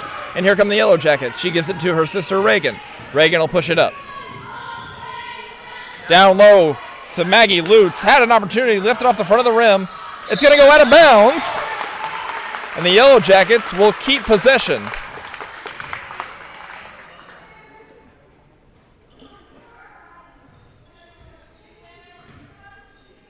Reagan Klein taking it out. Looks for her sister Riley, and she gets it to her. Back out to the corner. Reagan drives baseline. Kicks it to Lutz. 15-footer. And it's good! Great pass from Reagan Klein. Maggie Lutz knocks it down and brings the lead back down to 2. That midi, the bread and butter. Morgan Stanley bringing it up for the Chargers. She gets it to Hoover. They swing it around the horn, trying to get this zone to shift. They've been unsuccessful for the majority of their possessions so far in this half. Emma Wiggins in the game for Emma Theobald, who's in foul trouble. She's done a great job defensively. Defense. They swing it around the horn. Here's a skip pass to Bowman. Drives right into the traffic. Krieger. That is her second 3 of this half, and both of them have been absolutely huge for the Chargers. She brings the lead back to 5. Here's Reagan Klein. Finds Riley Klein to Wiggins. Wiggins drives right to the middle, off both ends of the rim, but rebounded by Reagan Klein. She drives, takes some contact, gets fouled, and she will go to the free throw line for 2.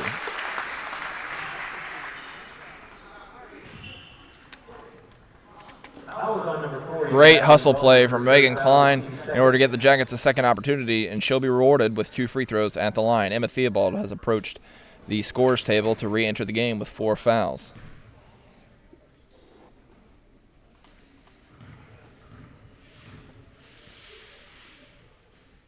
And she's good on the first.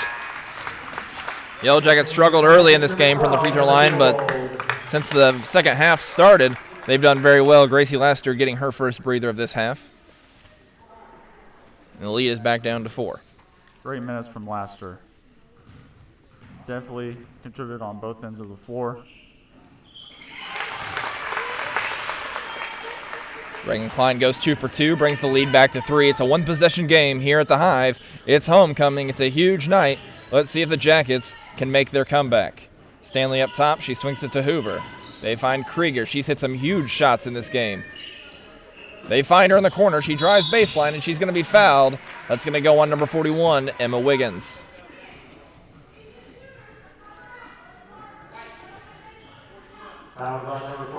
Krieger is feeling it from 3. Put a lot of attention and close out hard on her. She's the only reason they're up right now. Hoover back to Krieger. See, Krieger right for there. 3. Off the mark, and it's going to be rebounded by Emma Theobald. She's going to take it herself. She's in a 1-on-3. She goes all the way to the rim, takes some contact, no call, and rebounded by Krieger.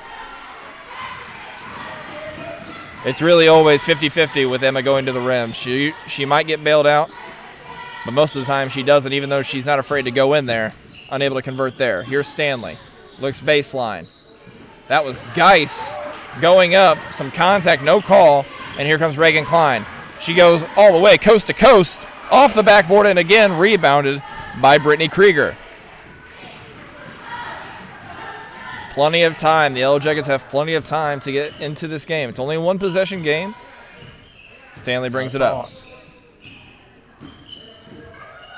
They swing it around. Here's Hoover. She'll take a deep 3. Left short and rebounded by Reagan Klein. She'll push it up. They're in a 3-on-3. She crosses over. Picked up by Lutz. Here's Riley Klein. She drives. Finds Theobald in her spot. Get in there. Left short. Rebounded by Hoover. Bowman will bring it up. Stanley looking to set up some sort of offense.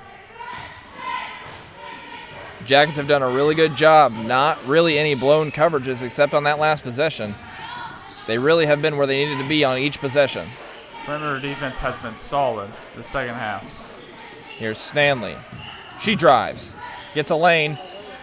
Kisses it off the backboard, and it drops, and that brings the lead back to 5. Riley Klein pushes it up to Theobald. Theobald drives right into the paint. Gets it up. No good, but she rebounds her own shot. Reagan Klein goes up with it. Touches every inch of the rim, but doesn't fall, and it's rebounded by Stanley. 2 really good looks, just couldn't finish. Here comes Stanley. Over to Krieger. She drives, gets to the paint, drops it off down low. Great pass, but that basket's going to be waved off as they're going to say Jenna Geis traveled, and the Yellow Jackets will take over with just under 4 minutes left in this game.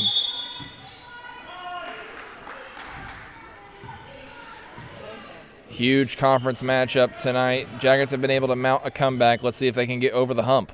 Riley Klein drives. Tries to bounce it down to Lutz. Great save.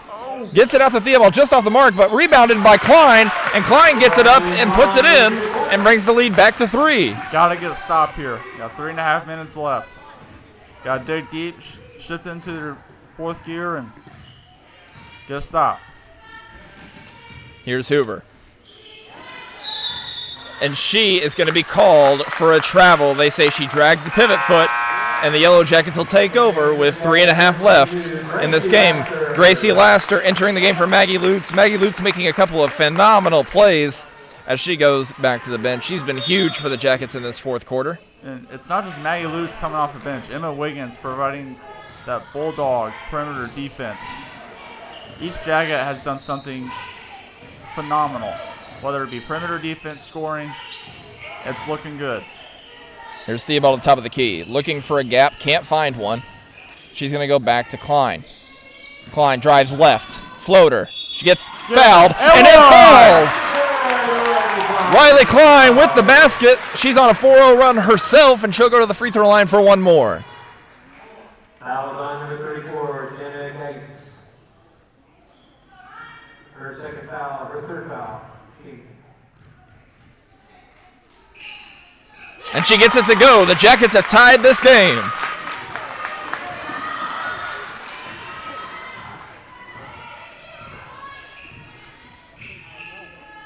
Here is Stanley. She has not touched the bench one time this game. You have to think that the fatigue is starting to set in. Bowman goes up. Emma Wiggins right there with the challenge. It goes over the backboard, and the Jackets will take over. They'll have an opportunity to take the lead for the first time since the first quarter. Here's Reagan Klein. She drives. Great Euro step. Great left hand. And she does take the lead for the Yellow Jackets. Coach Matt Barker has seen enough. We'll get a timeout. It'll be a full timeout. Stay with us with 2:30 left in this game.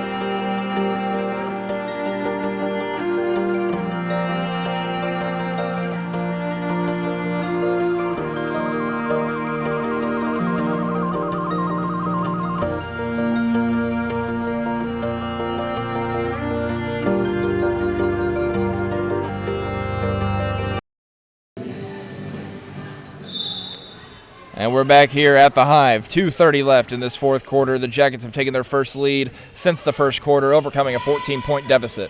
Morgan Stanley bringing it up the floor for the Chargers. Looking down low for Bowman. It's intercepted by Gracie Laster. She's had a great game defensively. She drops it off to Reagan Klein, and she'll walk it up for the offense. Drops it off to Laster. Wiggins, wide open three, left well short. And it's going to go out of bounds off of Riley Klein, and the Chargers will take over. That was a good shot. Again, everything went right there to the result. It's all right. She's just getting that confidence in that shooting. Here's Stanley. Over to Hoover. Hoover down to the corner. Great bounce pass down low. They're going to call Emma Wiggins for a foul. That'll send Jenna Geis to the free throw line.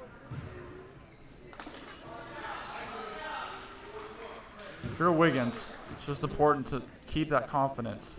That was a good defensive play. You know, you got the foul. It's all right. Just got to keep the confidence. It'll be okay. Just keep playing hard. First one is off the mark.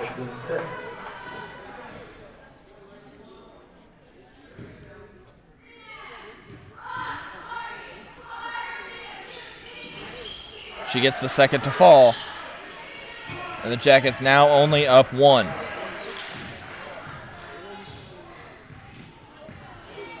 Here's Reagan Klein. Yellow Jackets really spacing the floor. Klein gets it to Theobald. Theobald gets it to Klein in a dribble exchange. They're in a dribble weave. They get it to Reagan Klein. Looking to really kill some clock here with 1:15 left. Klein needing to get rid of it. And a foul is going to be called on senior Brittany Krieger. Krieger has been the best player for the Chargers in this second half. That's going to be her third. Here's Reagan Klein. Minute left. And Theobald is going to get absolutely run over by Brittany Krieger. And that's going to be her fourth. Real heads-up play, real witty play by the senior.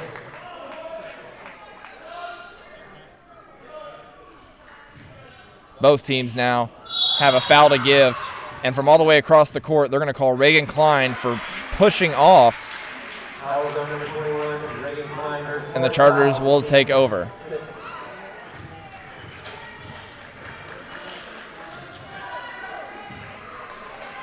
I didn't get a good look at who was guarding Klein there, but whoever it was deserves an Emmy because that was a real good one right there. Yep.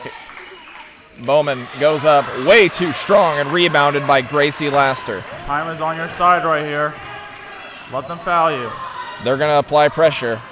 You might see some jump traps just like you see right there. Great execution by Reagan Klein. Make them chase. Here's Theobald, and a foul's going to be called on Morgan Stanley. That'll bring the team's total foul count to 6. They have no more fouls to give with under 40 seconds left in this game. Like you said, Garrett, the game is at a point where time is on your side. It's all about ball control and ball security, and that's not what you want to see right there. Emma Theobald crashes hard into the scores table, attempting to make the save. She's unable to get to it, and the Chargers will take over with 38 seconds left in this game. And with this opportunity, head coach Matt Barker calls the timeout.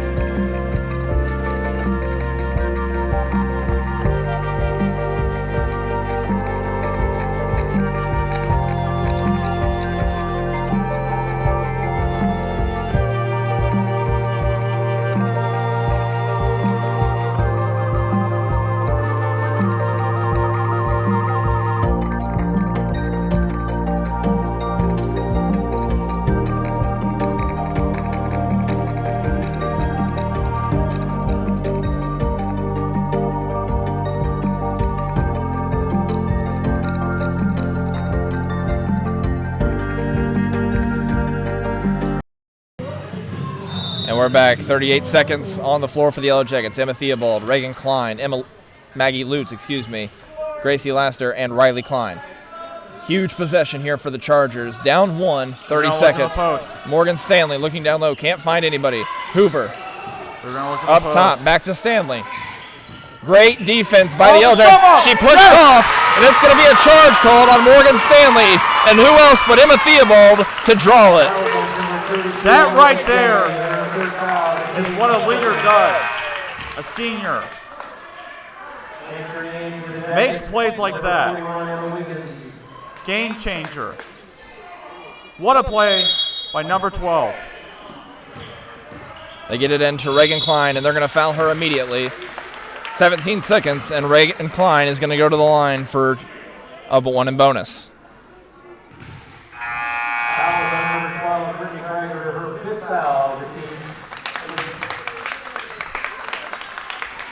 And that foul is going to go on Brittany Krieger. She has been their best player in this second half, but she's going to hit the bench with that 5th foul. Hope Barker is going to replace her. Still plenty of time for the Chargers, but you'd love to see a sophomore in Reagan Klein with a real opportunity to put this game out of hand. She gets the first to go. Take a breather, Jackets fans. Take a breather. Sigh of relief. Gotta hit this next one, though.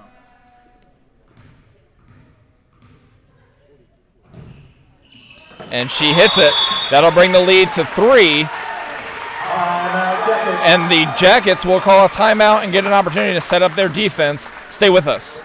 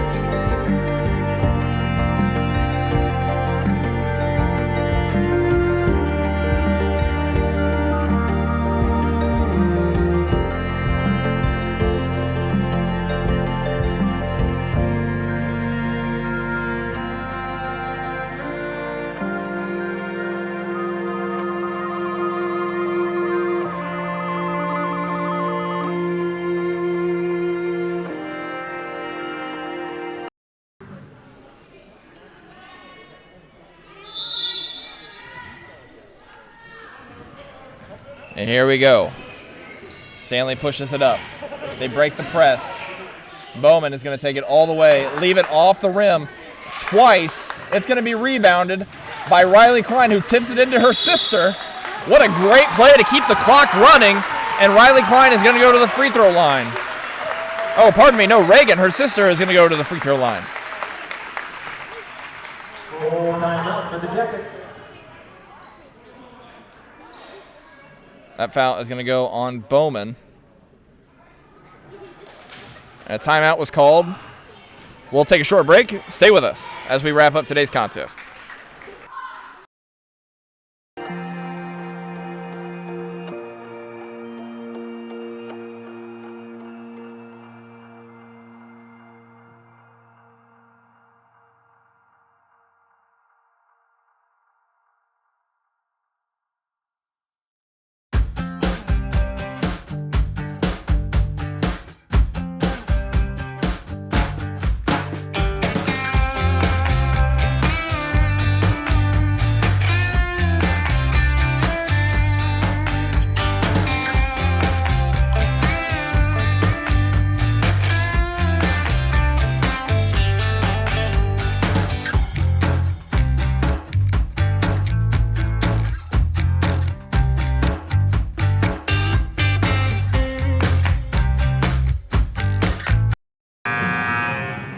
We're back here at the Hive. Reagan Klein at the free throw line. Garrett, you mentioned earlier seniors making game-changing plays. Emma Theobald, obviously, with a huge she took a huge charge that really put the game out of hand. And then down here on this end, Riley Klein keeping the ball alive, keeping the clock running, tipping the ball to her sister Reagan to set her up at the free throw line.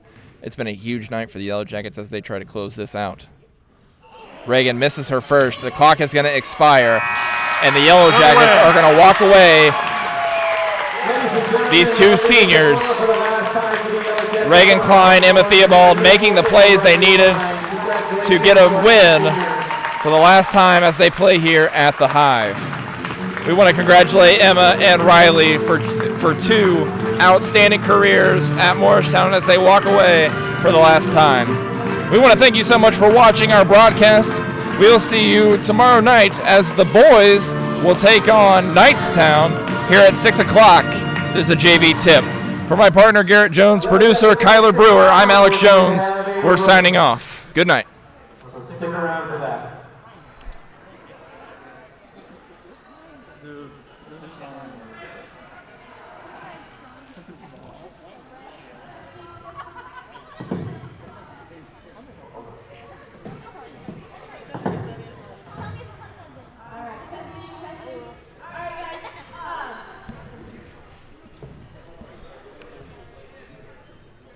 Jacket fans, we're going to do a little senior roast for our seniors. I called that timeout with 2 seconds ago. I asked them if they wanted off the floor, and they said no. All right, so we're going to recognize them right now. These are the only two kids that would rather play the last 2 minutes and get some recognition off the floor. So please go ahead and let's clap it out for Riley and Emma.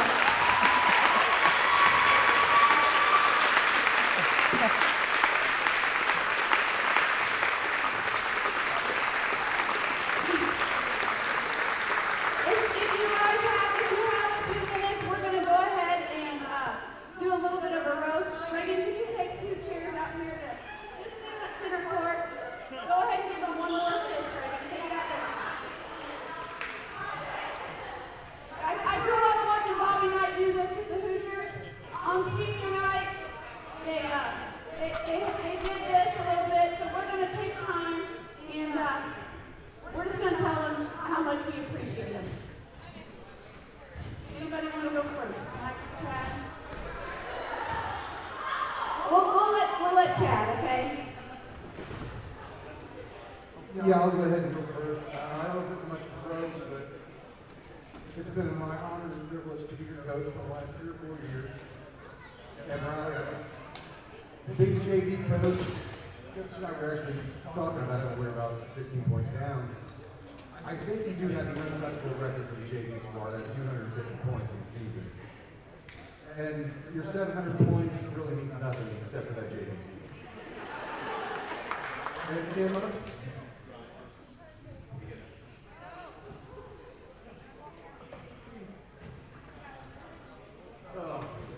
We're like daughters in the baby. And then we coach you. I love you guys both.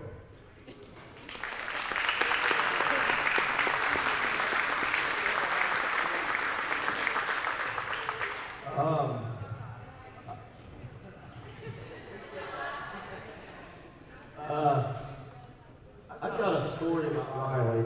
Well, I guess first of all, I want to start off by saying I remember these kids when I was coaching and coming to basketball camp. First one's there, last one's to leave. Just pleasant kids to be around. I think their upbringing, their home life has really showed what kind of true people, kind of true kids these kids are. Just great kids, big hearts. I love them, but I'm not going to miss them. So I told them that after the game. I can't think of any stories about them. I can one last year at basketball practice. Her waving at me. Remember that, Emma? It wasn't a kind wave. Yeah, it wasn't a kind wave, but that's okay. And then they're both always telling me to shut up. So, but Riley, I've got one little story, actually two. Last year, I think we might have been at Decatur, actually. Yeah, she knows what I'm talking about. This half-court line got the best of her. She was running back on defense, and I don't know what she tripped over, but she tripped over something. So that's the one. But the other one is kind of a little prank I was playing on her this last year. When I would leave practice, I would take her windshield wipers and I'd flip them up. And I was doing this 3 or 4 different times, and I'm not sure if she ever went home and talked to her dad about what was going on, but anyway, she thought her windshield wipers were broke and she needed her dad to fix them.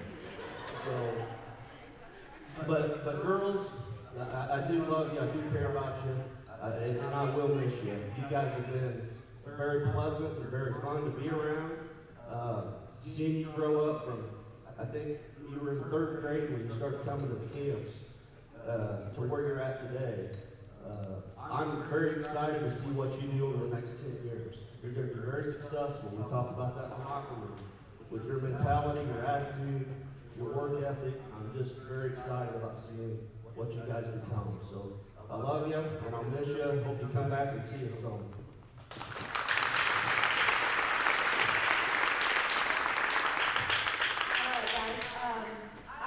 Took a few notes on my phone. I'm going to start with Emma. And when she was a little girl, she was very tenacious. I mean, you guys seen her. You know that's how she plays, right? She was very tenacious. We were having a good game. I bet we were up 30, 40 points. I finally had to say, Emma, stop stealing the ball, okay? Like, you can steal it on the pass, but off the dribble, you have to quit picking her pocket. That's just mean, okay? So, stop stealing the ball. The other story I want to tell on them, it was a real close game, not like this. When was it, Emma? Was it 8th grade? Well, yeah, at Waldron. Oh, and I tell them in the timeout, the halftime, I say, don't foul. Whatever you do, don't foul. Ball comes in, runs down the sideline, Emma just reaches in, foul. And she looked at me, she said, I knew I was going to do that. I already knew I was going to foul right when you told me not to foul. I already knew it. So, let me see my phone. But those are just 2 good memories that we like to laugh about. And our handshake that we do every game, I don't even know if Emma remembers where it came from, but Emma and I would do this little in front of our face.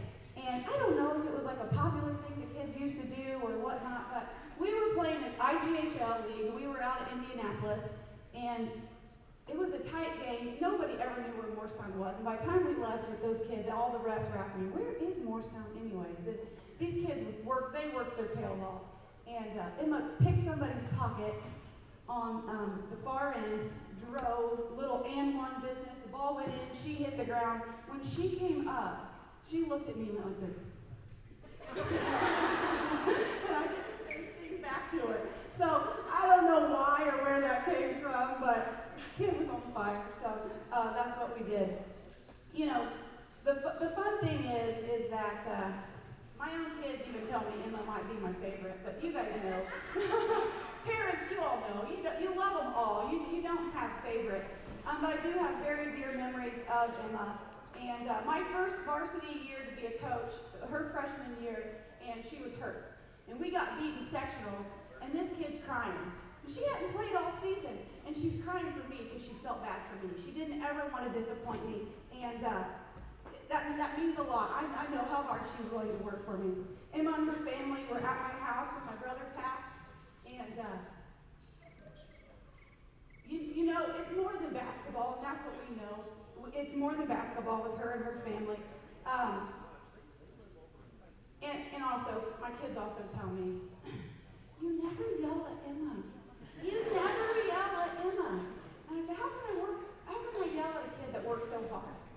You can't yell at a kid for working hard, okay? So it's very hard for me to yell at Emma because she gives it her all at all times. My last story, they're fifth graders. You guys, you see how sweet she is sitting there. Just imagine her just a little bit shorter, same blonde, same eyes, same smile. And I'm telling the kids, there's no I in team. You know, I'm giving them this speech. There's no I in team. And Emma just straight face looked at me and she said, Coach, there is a you in suck.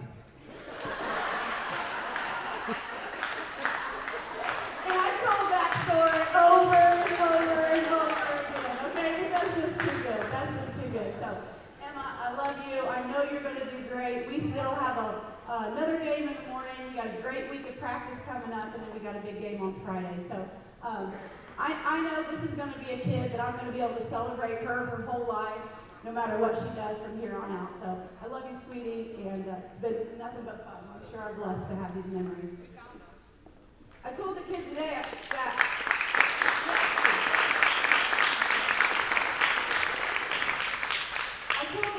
in the locker room, I said, I got ice in my veins. I'm not crying tonight. We're going to celebrate, but I may cry, okay? I lie to these kids just a little bit sometimes, okay? This is emotional. It's very emotional.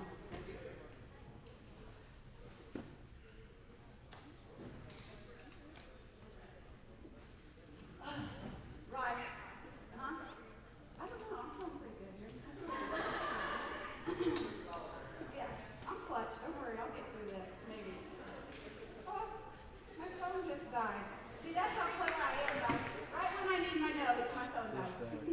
Riley, when I started thinking, honey, I thought, first thing I need to say is thank you.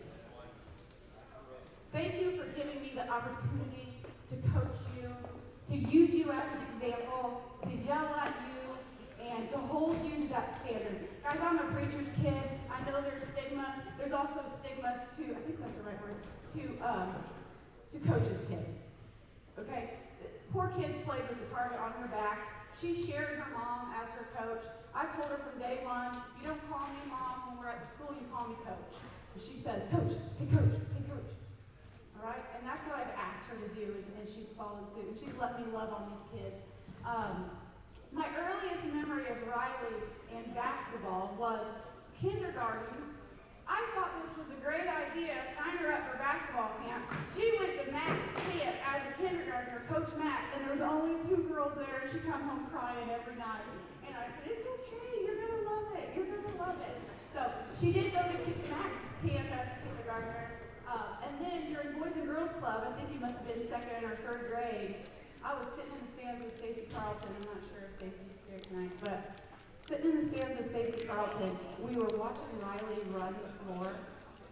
Guys, it was not like an elephant or something. Whatever doesn't run gracefully, that's what it was. Stacy looked at me and she said, I was just dying laughing because I knew how much that was killing you, the way Riley was running up and down. And she said, I knew this wasn't going to work for Rachel. This wasn't going to work. And the thing was, it didn't work for Riley. She decided that she loved the game and she worked hard. Some kids are born with this natural ability, this natural talent. That wasn't the case with Riley. It just wasn't. Guys, she's book smart, that comes natural. Everything that she's able to do.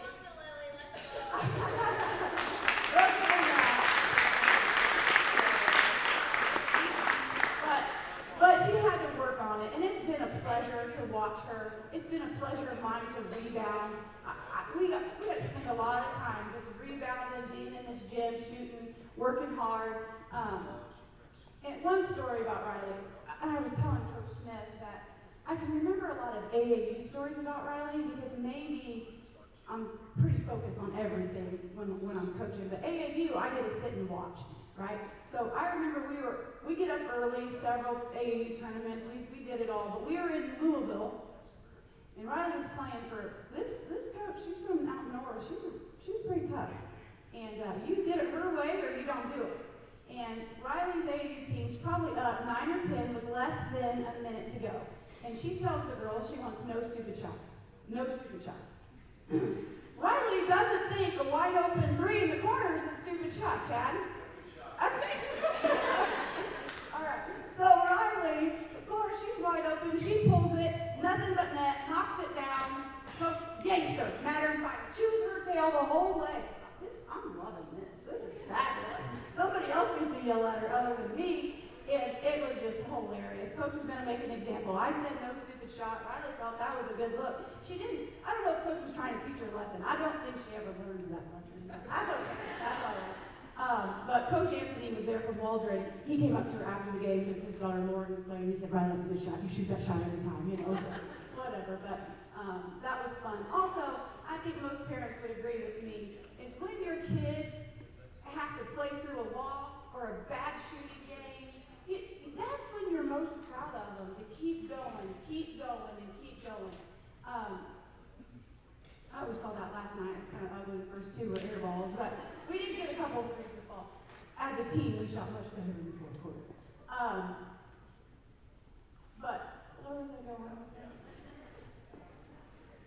Oh, her last AAU tournament, okay? So she was playing with a really nice team. Some of the girls from Rhodey, they won state championship. She was playing with a really nice set of teams. So her minutes were very limited for this particular tournament she was playing in. And when she got in, she did okay. She probably played 2 or 3 minutes. I was fine with it. The next time she got in, she played a little bit better. She was getting comfortable. So after the game, I wasn't trying to be frustrated with her. I was just, feeling her out. And I said, Riley, how do you think you played? And if you could have heard her evaluation of her own play, that's when I knew maybe we were doing something okay with her. Because she said, well, I should have done this the first time, and then I threw this away. But then I did get a couple rebounds, and I was able to run the floor. And I thought, guys, if you can be objective with your own self and be teachable and be coachable, I think she had a better attitude leaving that tournament than me. It put me in check. I was like, oh, okay, you're right, Riley. I think you're probably right on that. So, most of you guys don't know this, but we do have Google here. So, we're going to miss her next year because she tells us where to be, what to do, and all this. And even in the last time out, she says, hey, Coach, you want Maggie on defense? Guys, it's nothing mean. She just knows. She knows the game. She watches probably more game film. So, Riley, thank you very much, sweetie, for being a student of the game, for working hard. And, I told him a long time ago, the first one to the block wins. And, Riley, I don't think you've ever let me down on that. Since your 5th grade, sweetie, you have busted your tail to the block, and I'm so appreciative. I love you, and honestly, guys, these basketball memories are memories that we'll cherish forever, right? You take this with you, but you'll always want one more day. You'll always want one more game, one more season. So we have to just enjoy the moment and live in the day, and what a fun game we had. All right, thanks, guys. This is not allowed, but I can't say no. And then, girls, I want you to say a few words. I just want to say, from a fan's perspective, as well as a grandpa, but you guys have been a real joy to watch and to root for and to cheer for, and all the team really. And just how you guys have led this year and your leadership has been really awesome to watch. Your maturity, and I'm excited about who you are as a basketball player, but I'm more excited about who you are as individuals and your life and everything that you guys stand for. And so I just want to say, yay God for you and the blessing that you are to your families and to your school and to the team. And so I think it would be okay if I could just pray for you. How's that sound as a pastor? Since the pastor's here, he'll pray. How's that sound? So I'm just going to pray over you and just say, Lord, we just thank you so much for Riley and for Emma. Thank you for this wonderful team and the joy of watching them and seeing their progression this year and just how they're getting better and better, and that's been a real privilege and a blessing. But we just want to ask that you would guide them and lead them, especially as they go into their college years and into the future. We pray your blessing upon them, that you would just encourage them and guide them, and may they always just keep you the center of their life, that they might glorify you in all that they do. It's in Christ's name we pray. Amen. All right, guys. Let's have the girls come say just a few words, and then we'll break it down, and we can do pictures and get out of here. Appreciate your time. All right. Come on.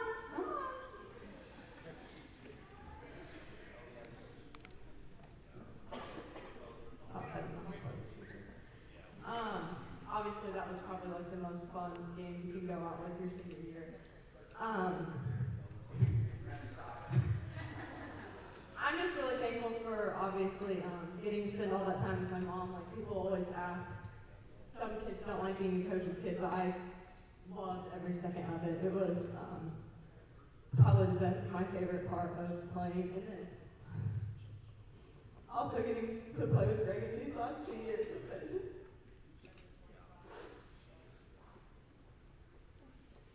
has been so much fun. She just brings that energy on the court, and she's just so fun to play with. And then playing with Emma ever since we were third graders, just when you're having a bad game, Emma is seriously always there picking you up, and I don't think I get more fired up than when Emma hits a three. It's just so fun.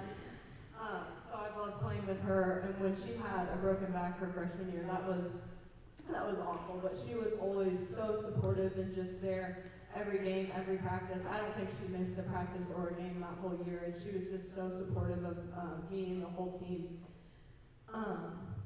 Chad is the best hype man anyone could ask for. He seriously will just tell you to shoot it whenever, and I like to hear that. Exactly.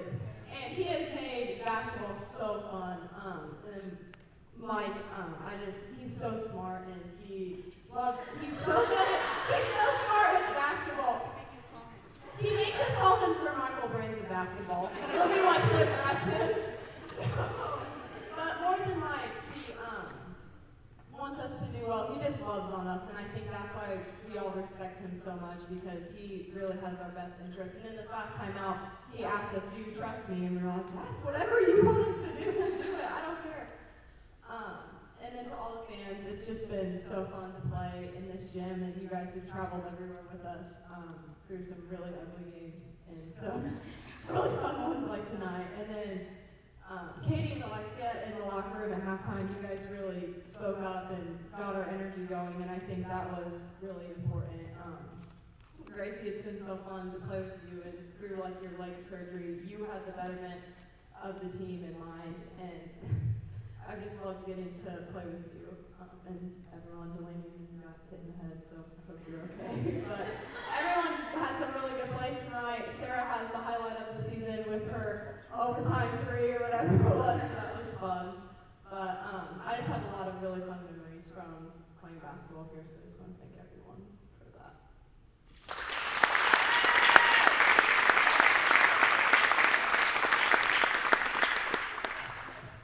Shut up, Mike. I'm just kidding.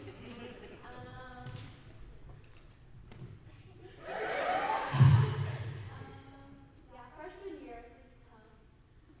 I remember Mom coming in, and I was just waiting for her to just say, "You're fine."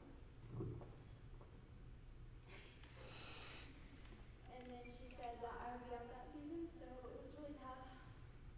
Take my tonsil off, please.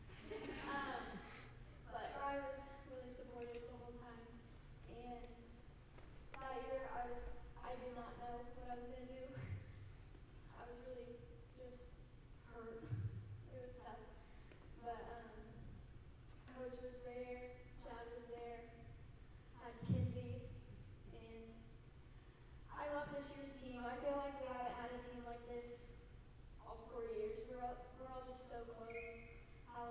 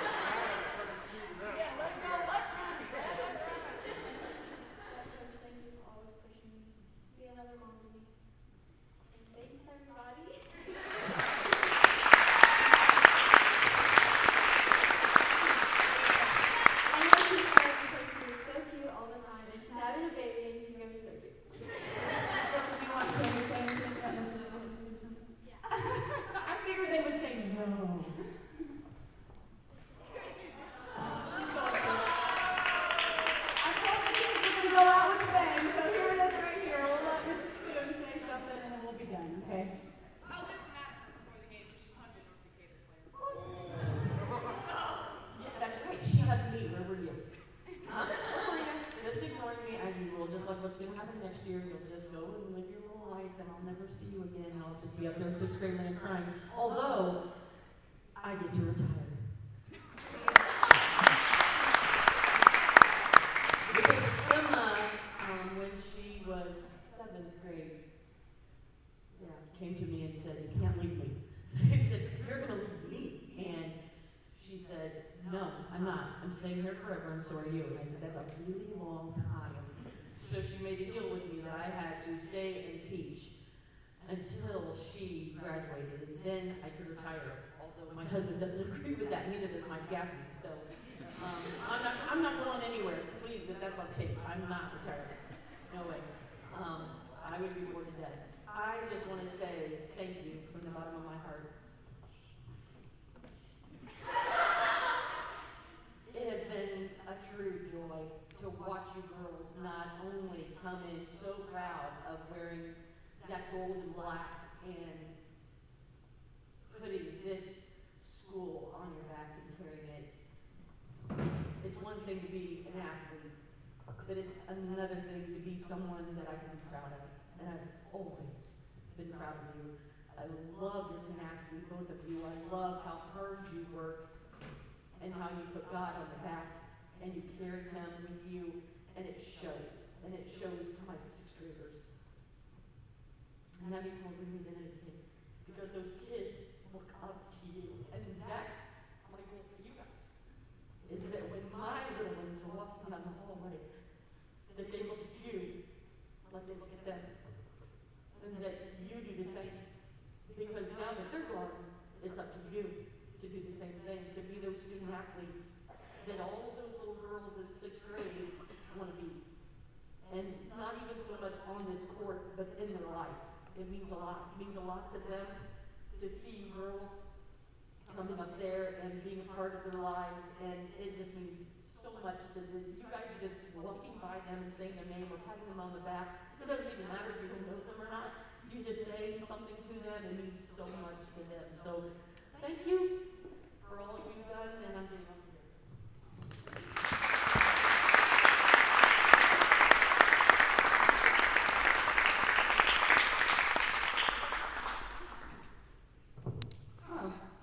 Mrs. Coon, turn it off. I think that's very important to talk about the examples we all set. And when Coach Smith, they were 6th graders when Chloe and Coach was varsity, and he told me, because I was coaching 5th grade that year, and Mike said, "Don't blink, you'll be exactly where I am," and it happens so fast, and it does. So we've been pretty blessed by these kids, and we're pretty thankful. So good win tonight, ladies. Way to dig it out. My goodness. But let's clap it out. Let's clap it out one more time. Come on. Go.